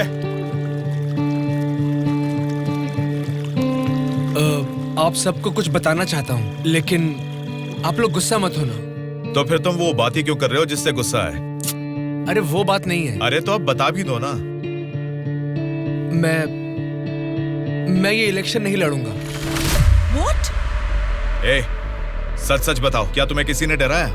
ऐसा कुछ नहीं है, मैं ये इलेक्शन नहीं लड़ूंगा बस। ए, तेरी आंखों में मुझे डर दिख रहा है। क्या बात है, बोल। हाँ यार, मैं डर रहा हूँ, तो अब क्या करूँ? अगर जान का डर था तो इस इलेक्शन में खड़ा होने के लिए तैयार क्यों हुआ? कल ही नॉमिनेशन की लास्ट डेट है। कल 3 बजे एमआरओ ऑफिस के पास हम सब तेरा वेट करेंगे।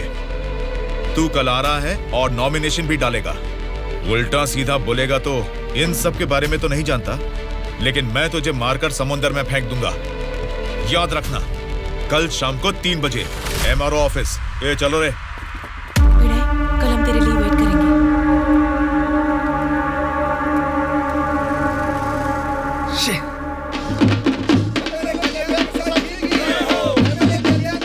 पता नहीं कहाँ रह गया।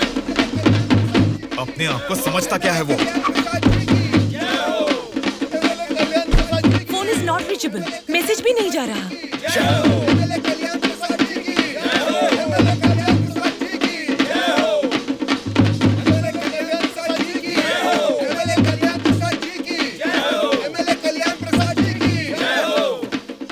संभाल के रखना, बात के कार्यक्रम में काम आएंगे।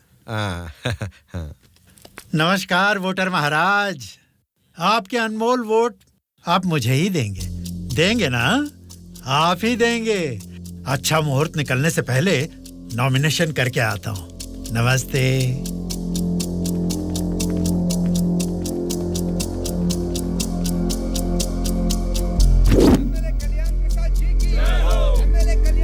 विनय को फिर से कॉल करो। इतना टाइम हो गया, अभी तक नहीं आया। छोटे भाई, आपका कैंडिडेट अभी तक नहीं आया ना? राहु काल शुरू हो चुका है।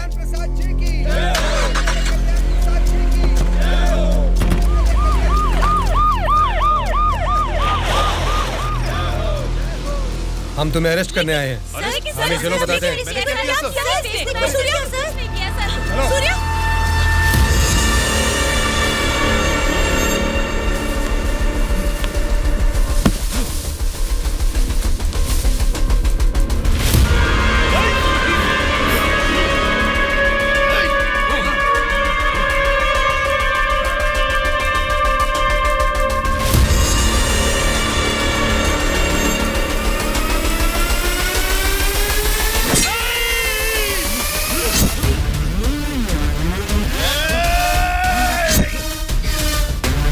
क्या हो रहा है सर? फायर रख अपना।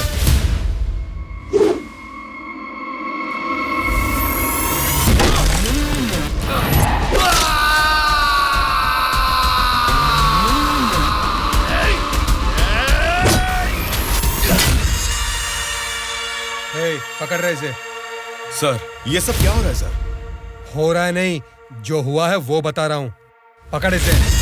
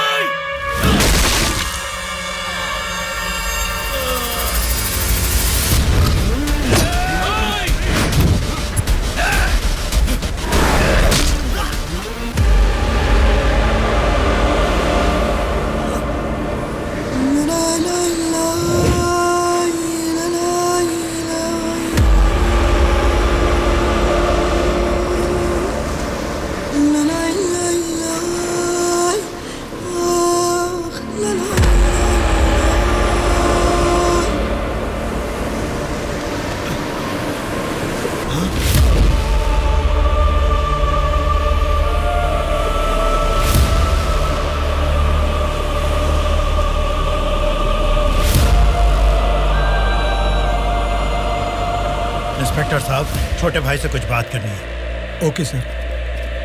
छोटे भाई, खुद को ही अकलमंद समझते हो, तुम्हारे रेंज की नहीं है, फिर भी मेरी थोड़ी सी अकल है। तुम्हारे इस्तेमाल किए हथियार को मैंने भी यूज किया, सोशल मीडिया।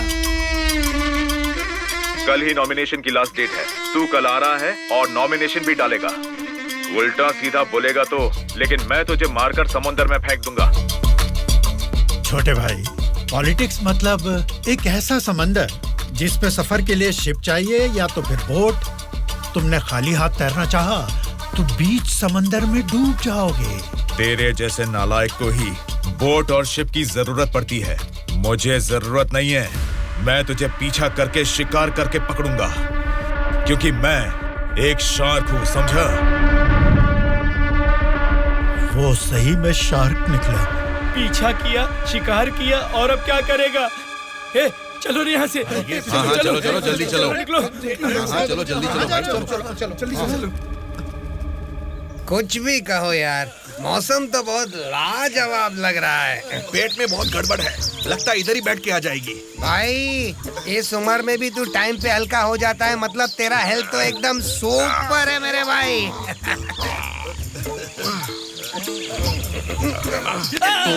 मेरा पेट गड़बड़ चल रहा है यार। मारे मर रहा हूँ, ऊपर से तुम लोग गोली चला रहे हो। तेरी गोली से हम लोग डरने वाले नहीं है, समझा?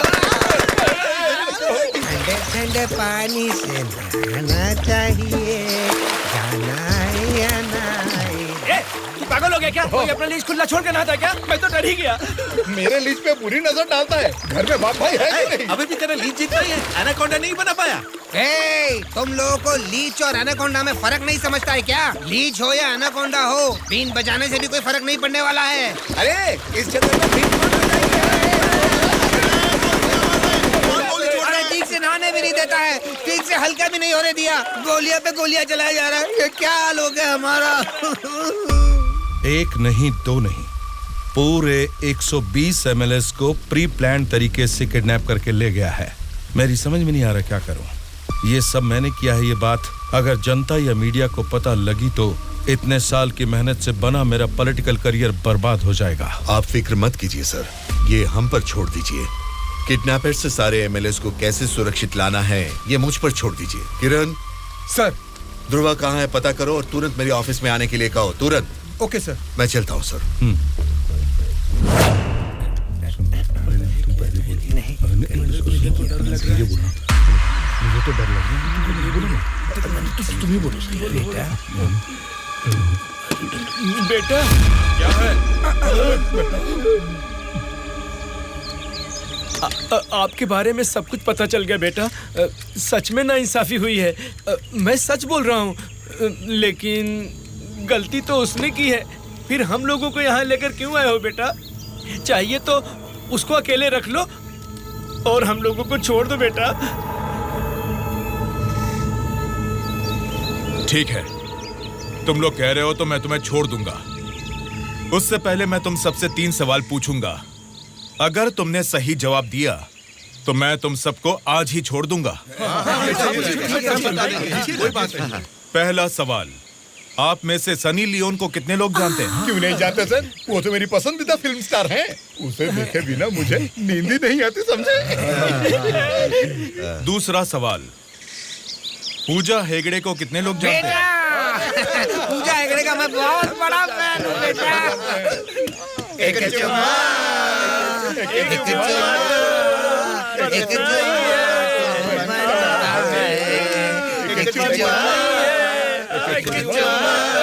बेटा एक दूसरा गाना सुनाता हूँ, सुनो तुम।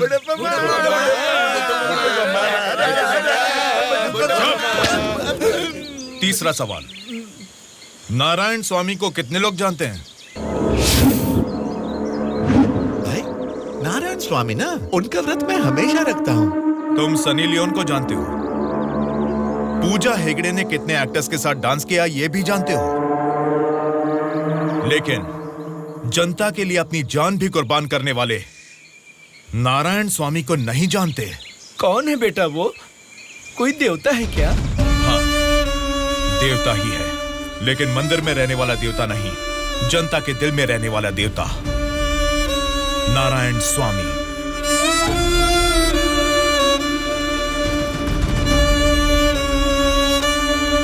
नमस्कार सर। नमस्ते माँ जी। नमस्ते नमस्ते।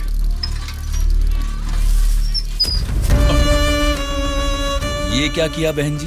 क्या देख के पता नहीं चल रहा? कचरा है। हाँ वो तो पता चल रहा है, लेकिन कचरे की सही जगह तो कूड़ेदान होती है ना। तो आपने ये कचरा कूड़ेदान में डालने की बजाय यहाँ सड़क पर क्यों फेंक दिया? हमेशा कूड़ेदान में ही डालती हूँ, आज ही जस्ट मिस हो गया। वो अच्छा, अंग्रेजी बोलना जानती हो, लेकिन ये नहीं जानती कि कचरे को कूड़ेदान में डालना चाहिए। ये सब करने से ही बीमारियाँ फैल रही हैं और इंसान बीमार होते जा रहे हैं। जरा उधर देखिए, कूड़ेदान में पूरा कचरा भरा हुआ है। उसे निकालने वाला म्युनिसिपैलिटी से कोई भी दिखाई नहीं दे रहा। 1 हफ्ते से बोल रहे हैं कि आएंगे, लेकिन अभी तक कोई नहीं आया। और तुम कह रहे हो कि मेरे कचरा फेंकने से बीमारी आ जाएगी? हाँ? तेरी बात से ना दुनिया बदले, तेरी चीख किसी तक ना पहुँचे, नाराज न तेरा बल ही है तेरा साथी, दब के न रहो, विश्वास है तेरी डोले, डर के न रहो, उम्मीदें तेरे दिल में उठ के न रहो, जज्बात है तेरे रग में। Hello, municipality office. कौन बोल रहे? नारायण स्वामी जी है क्या? अरे आपको कैसे पता चला? फोन में कैमरा लगाया हुआ है क्या? वो कुछ नहीं सर, हमारी गवर्नमेंट ऑफिस में जब लैंडलाइन बजती है तो वो आप ही का फोन होता है सर। बोलिए। सौंदर्य कॉलोनी में कूड़ेदान पूरा भर गया है बेटा, सारी कॉलोनी में बदबू फैल रही है, इसे जल्द से जल्द साफ करो। ओ ऐसा क्या? उसे साफ करने का काम हमारा नहीं है, प्राइवेट वालों को कॉन्ट्रैक्ट दिया है। क्या कहा? कचरा उठाने का काम भी प्राइवेट लोगों को दे दिया है? तो फिर आप क्या कर रहे हैं? आप जैसे लोगों के सवालों का जवाब दे रहे हैं नारायण स्वामी। ठीक है, उस कॉन्ट्रैक्टर का नंबर दो। हेलो।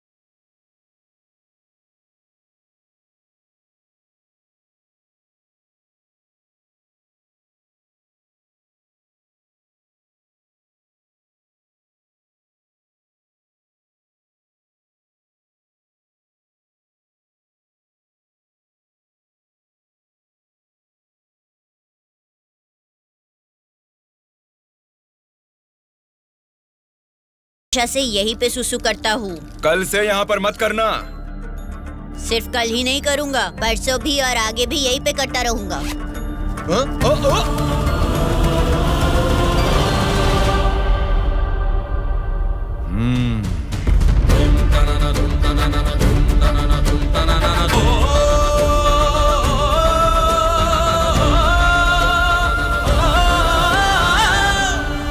क्या हुआ? क्यों नहीं पेशाब किया?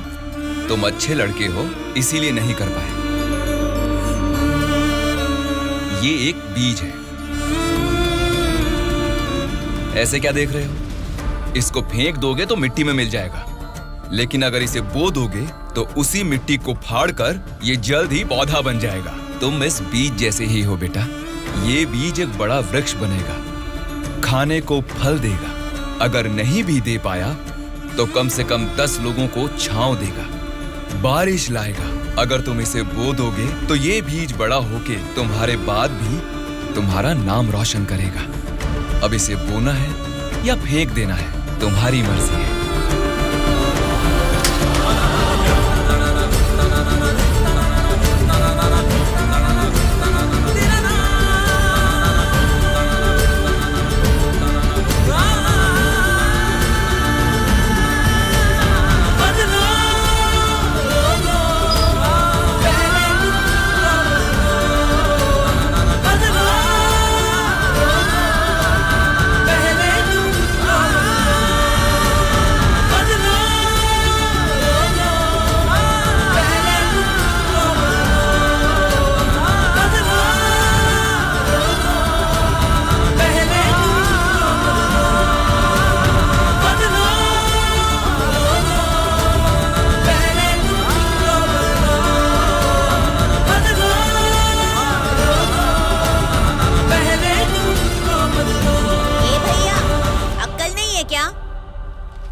यहाँ इतनी सफाई है, यहाँ सुसु क्यों कर रहा है? वहाँ पब्लिक टॉयलेट है, उधर जाके सुसु करना। अरे वहाँ जाके हल्का होने का 2 रुपए लेते रे, पीने का पानी 1 रुपए रे, और हल्का होने के लिए 2 रुपए कहाँ से लाऊं मैं? चलो जाओ यहाँ से। जा रहा हूँ मैं।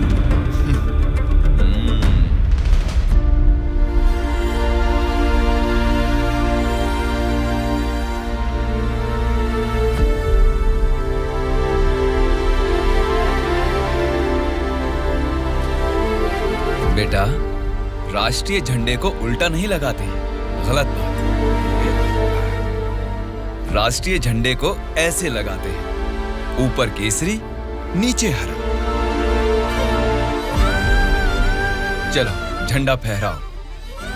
क्या सोच रहे हो? तुम्हारा बोया हुआ बीज ही नहीं, मेरा बोया हुआ बीज भी बढ़ने लगा है, जल्द ही पेड़ बन जाएगा। चलो फहराओ।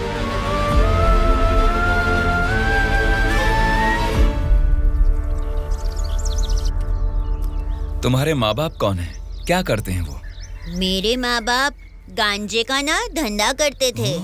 पुलिस की पिटाई की वजह से मेरे पापा नहीं रहे और मेरी माँ जेल में है।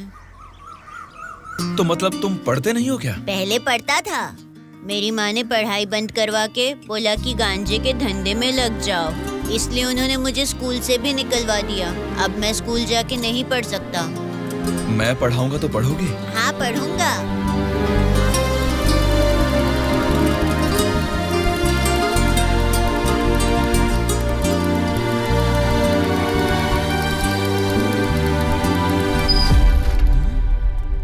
क्या कर रहे हो?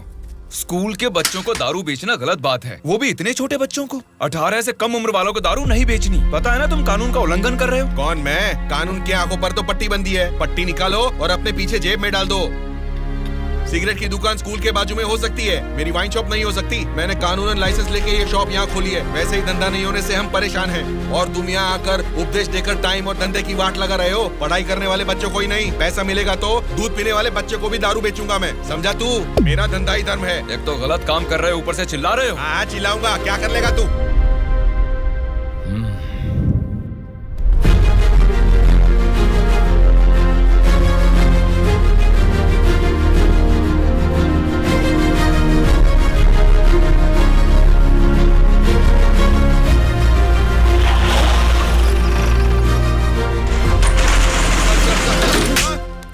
इंस्पेक्टर साहब, आप इस पर इस तरह हाथ नहीं उठा सकते। इसको कल आपको कोर्ट में हाजिर करना चाहिए। उसकी दारू की दुकान बंद करा के आपने हमारे लिए अच्छा काम किया है साहब। सच में आप जैसे लोग नेता बनेंगे तो हमारे लिए बहुत अच्छा काम करेंगे साहब।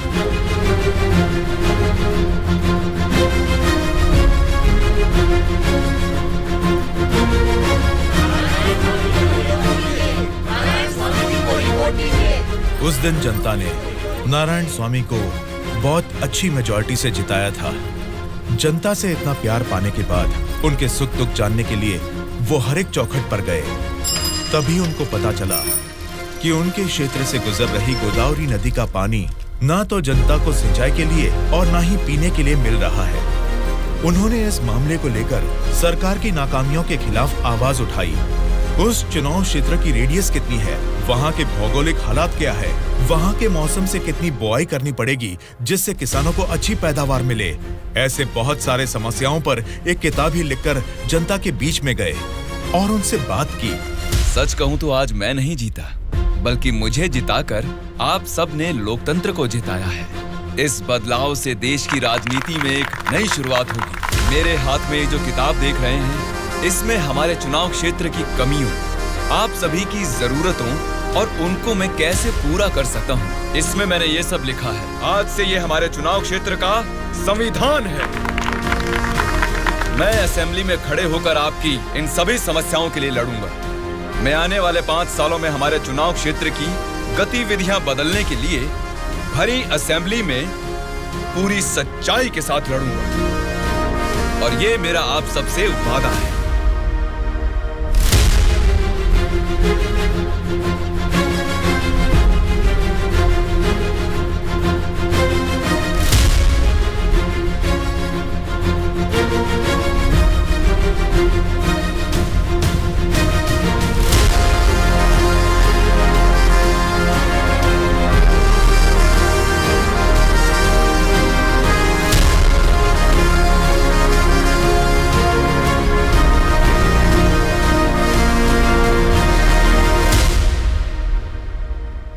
स्पीकर महोदय, ये हमारे चुनाव क्षेत्र की समस्याओं की किताब है।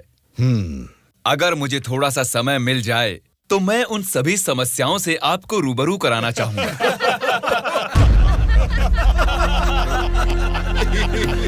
अरे आप लोग हंस क्यों रहे हैं? मैंने कोई कॉमेडी की है क्या? नहीं ना, हंसना बंद कीजिए। अध्यक्ष महोदय, नारायण स्वामी जी को देखकर ऐसा नहीं लगता कि असेंबली में आए हैं, किताब लेकर स्कूल में पढ़ने आए हैं ऐसा लगता है। अरे ये आप क्या कह रहे हैं? इसमें हमारे चुनाव क्षेत्र की समस्याएं लिखी हैं। स्पीकर महोदय ने साइलेंस बोला, आप फिर भी हंस रहे हैं। चुप हो जाइए। ये क्या स्पीकर महोदय, ये तो आपकी भी नहीं सुन रहे। The house is adjourned. Tomorrow at 8 a.m. चलो यार, चलो।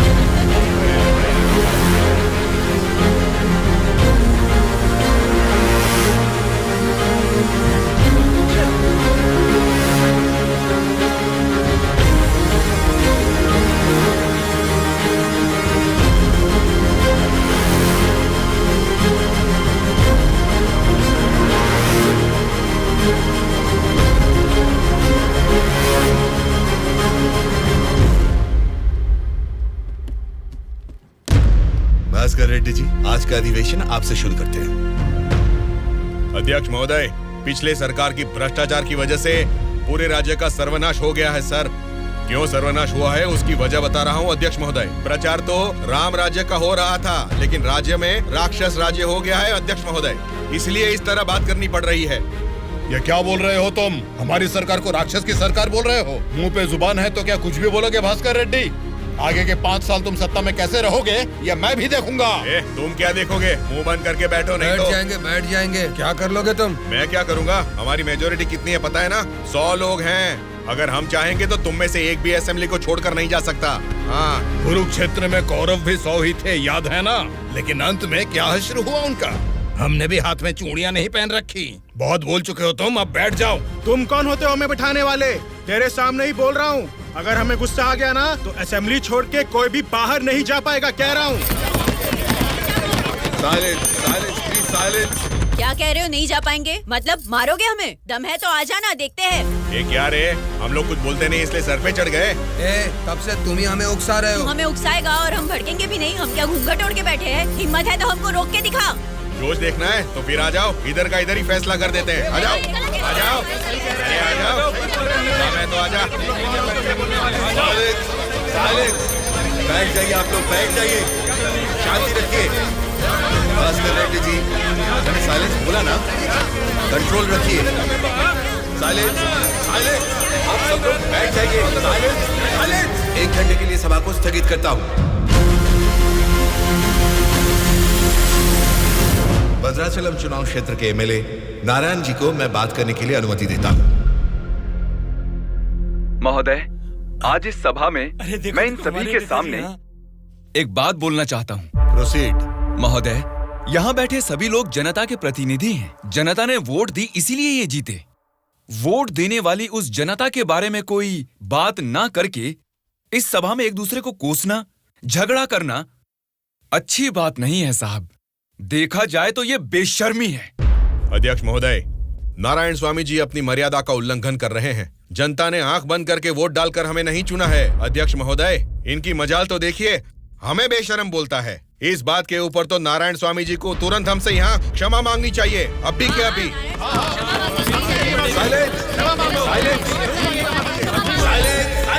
भास्कर रेड्डी जी, अरे मैंने तो लोकतंत्र की बेशर्मी बोला था, आपको बेशरम नहीं बोला।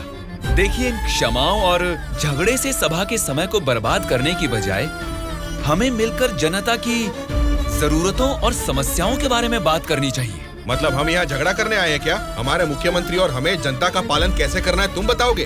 अध्यक्ष महोदय, यहाँ पर आए सारे नेताओं से नारायण स्वामी जी को क्षमा अभी के अभी मांगनी ही होगी।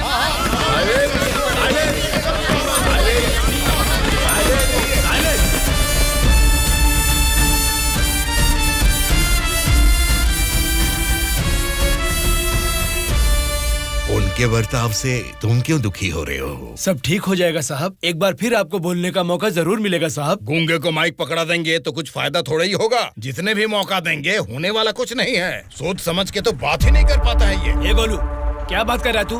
पागल हो गया क्या? मुंह बंद करके यहाँ से निकल जा, जा। उसकी बातों का बुरा मत मानिएगा साहब। उसने कुछ भी गलत नहीं कहा सुबैया। तुम उसकी बातों में गुस्सा देख रहे हो और मैं उन बातों के पीछे छिपी वजह।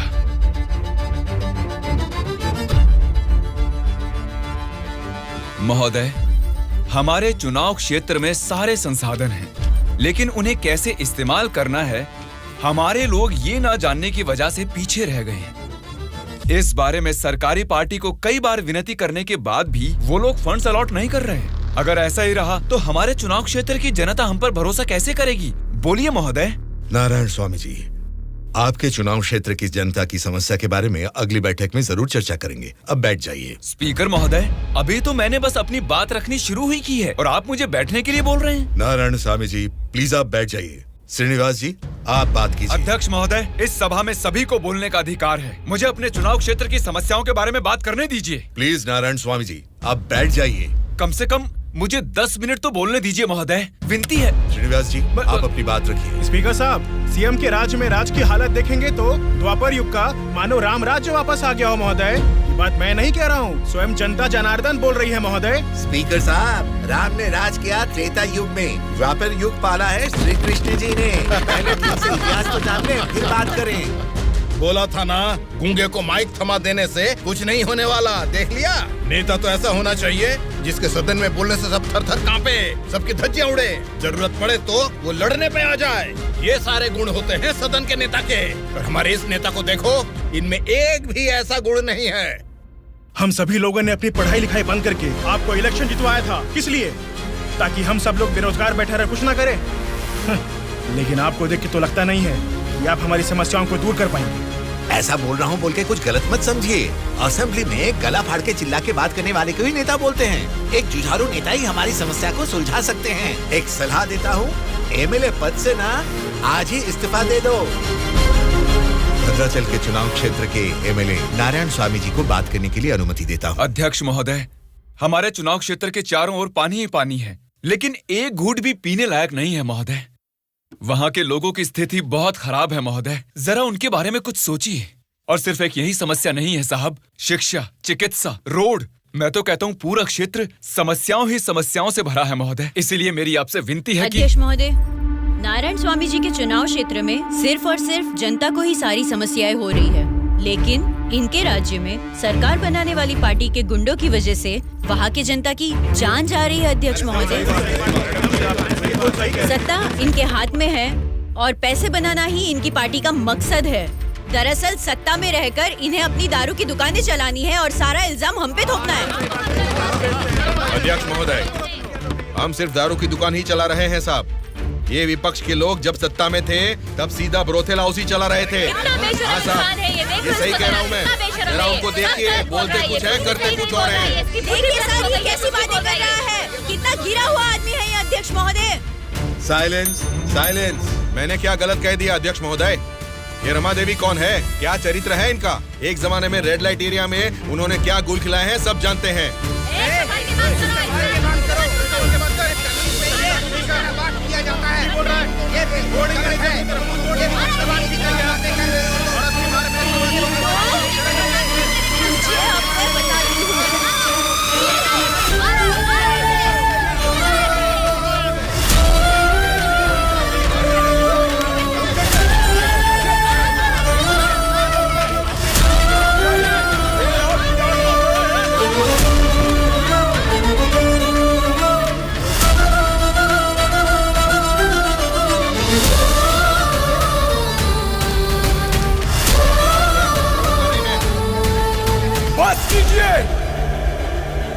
अरे ये संसद है या फिर कुरुक्षेत्र है?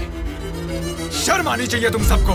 सरकारी पार्टी को जवाब देना है, विपक्ष की पार्टी को सवाल करना है। आप सब देखिए क्या कर रहे हैं। क्या इसीलिए जनता आप लोगों को जिता के यहाँ तक भेजती है?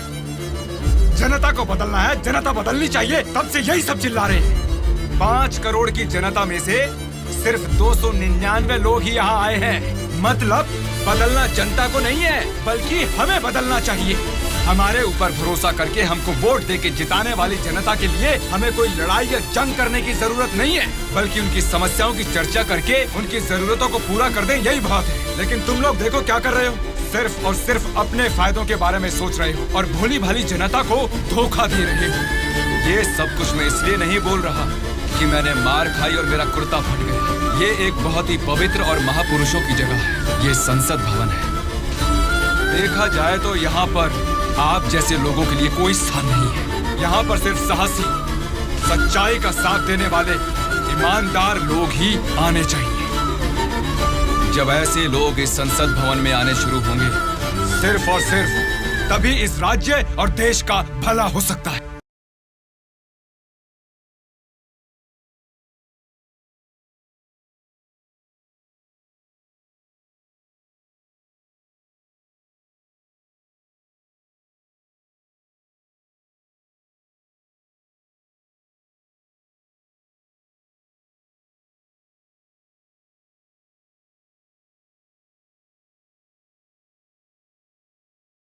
उदास क्यों हो आप?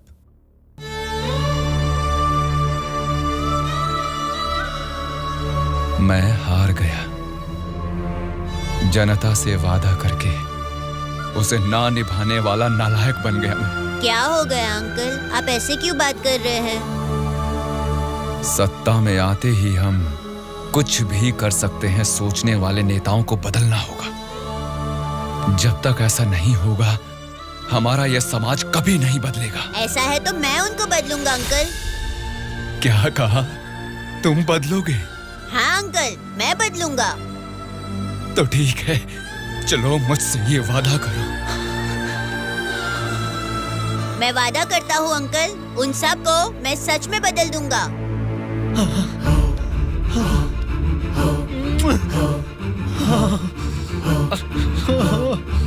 बदलना है, तुमको ही बदलना है, तुम ही बदलोगे।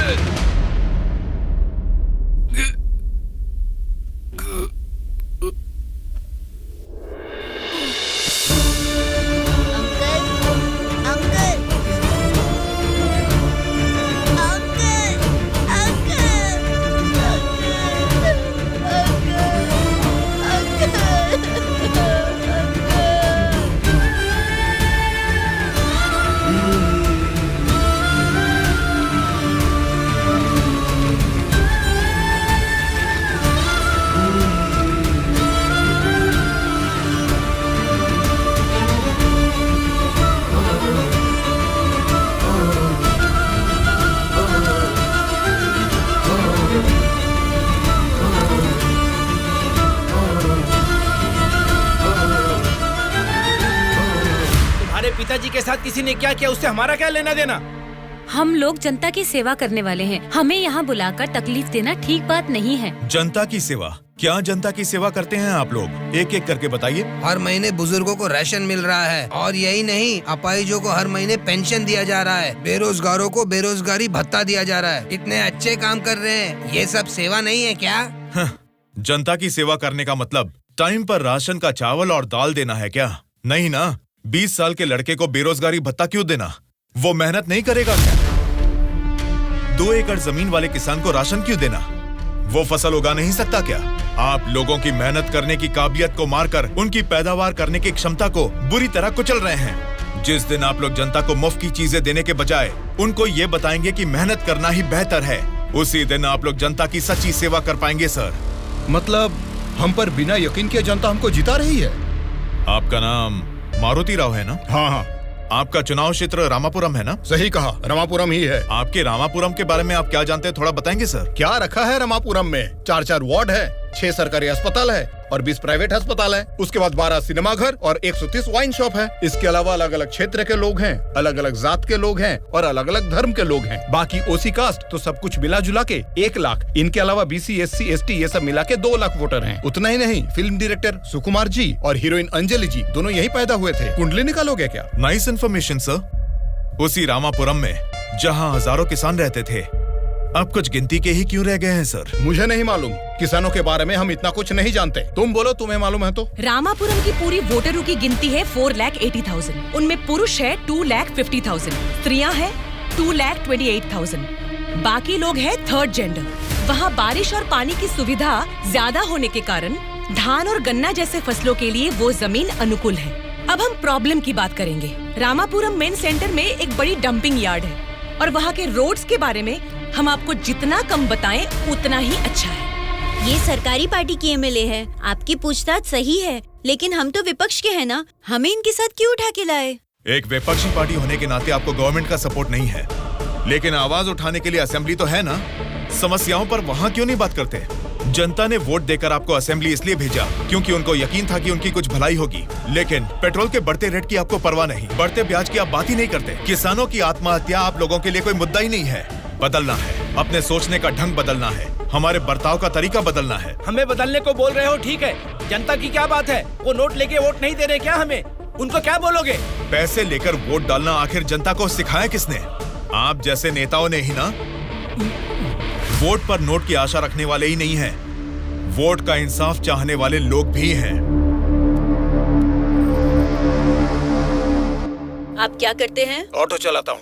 तो फिर ये पोस्टर क्यों चिपकाया है? नारायण के लिए इतना भी नहीं करेंगे तो अच्छा नहीं लगेगा। ऐसा क्यों? नारायण जी से आपको इतना लगाव किस लिए? वो हमारी तकलीफों को समझता है। वो सत्ता में आएगा तो बहुत लोगों को काम मिलेगा, हमारे गांव की तरक्की होगी। इतना भरोसा है? बिल्कुल भरोसा है। अगर उसने वादा कर दिया तो करके ही दिखाएगा। जब हमारे MLA चिनकोटा जी को अरेस्ट किया गया था, मेरे पति ने उनको छुड़ाने के लिए धरने पर पेट्रोल से खुद को जला लिया था। तो चिनकोटा जी ने क्या किया था? वे बोले थे कि सरकार में आते ही बात करके पैसा दिलाएंगे। मिला क्या? उन्होंने जबान दिया था, वादा तो वादा ही होता है ना। आपके दिए गए वादे जनता के सामने सिर्फ कहानियां बनकर रह गई हैं। कम से कम अब तो बदल जाइए। पार्टी बदलने के एजेंडा जैसे नहीं, जनता की तकदीरें बदलने वाले एजेंडा बन जाइए। अगर अब भी आप लोग नहीं सुधरोगे और ऐसा ही करते रहोगे तो यहाँ से कोई भी जिंदा बाहर नहीं जाएगा। सूर्या, इनको समझाने का कोई फायदा नहीं है, ये लोग ऐसे ही रहेंगे। मेरी बात मानो, सबको मार डालो। अरे रुको भाई, रुको। ब्रदर, अगर आपको मारना है तो हमें मार दीजिए, लेकिन मरने से पहले हम सब बदलना चाहते हैं। हमको एक चांस तो दीजिए। इतने दिन जनता के पैसे कैसे लूटना है यही सोचते थे, अब एक मौका दे दो हमें। जनता के पैसे को जनता तक लौटाना है यही सोचेंगे। अब उस नारायण स्वामी के सपनों को हम सच करके दिखाएंगे। उसका नाम है सूर्या। ऑलरेडी एक मर्डर केस में वो सजा काट रहा है। सत्ताधारी पार्टी की सपोर्ट से वो जेल से बाहर निकला है। बहुत शातिर है वो। बड़ी होशियारी से वो दोनों पार्टियों के MLA को किडनैप करके लेके गया है। उसका प्लान क्या है, उसने क्यों किडनैप किया है, उसके सिवा और किसी को पता नहीं है। समझ गया सर। वो जहाँ भी हैं, सब MLAs को सेफली लाने की जिम्मेदारी मेरी।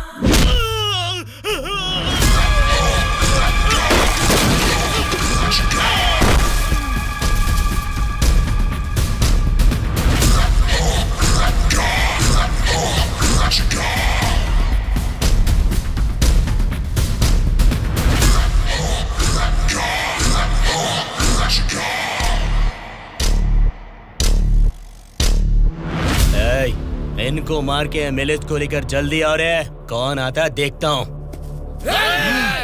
रुक जाओ।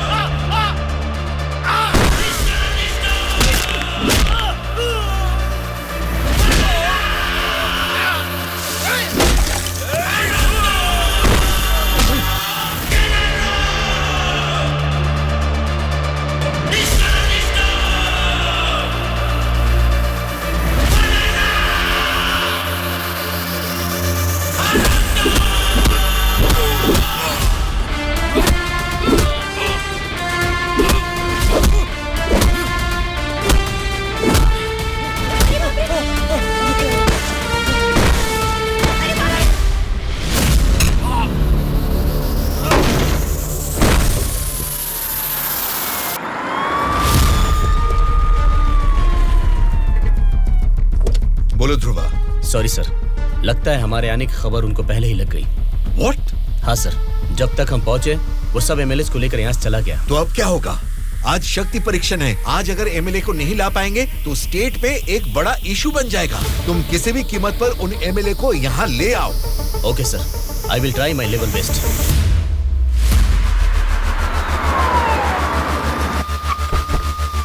ये लीजिए मैडम फाइल, सबके दस्तखत हैं इसमें। हमारी गवर्नमेंट को सपोर्ट करने वाले एमएलए की list sir. Go ahead, wish you all the best. Thank you sir. Welcome.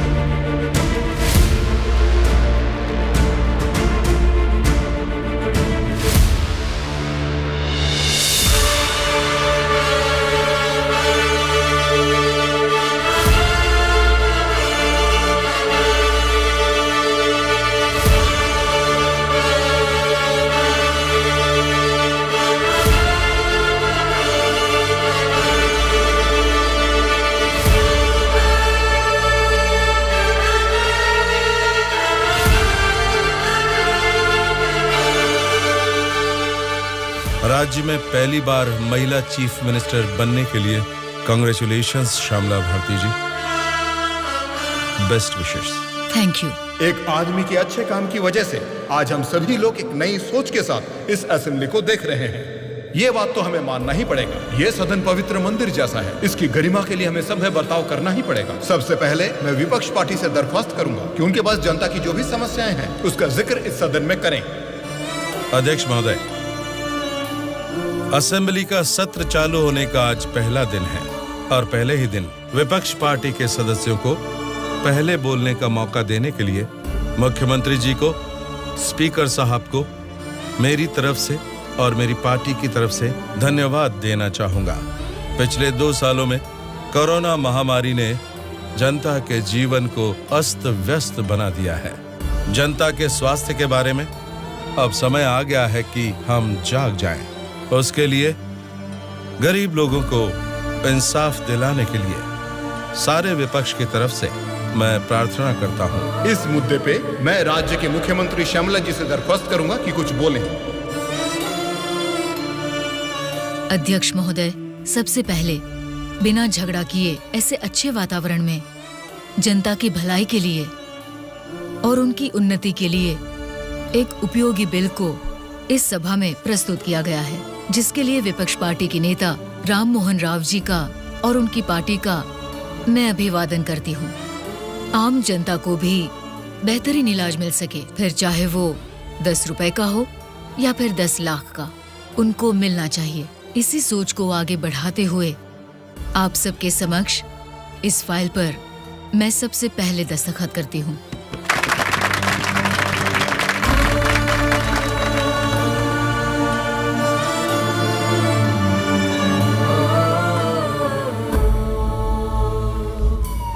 तुमने जो सोचा उसे पा लिया सूर्या। नेक्स्ट टारगेट क्या है? हमारे देश की तरक्की जो कोई भी रोक रहा है वो लोग ही मेरा नेक्स्ट टारगेट।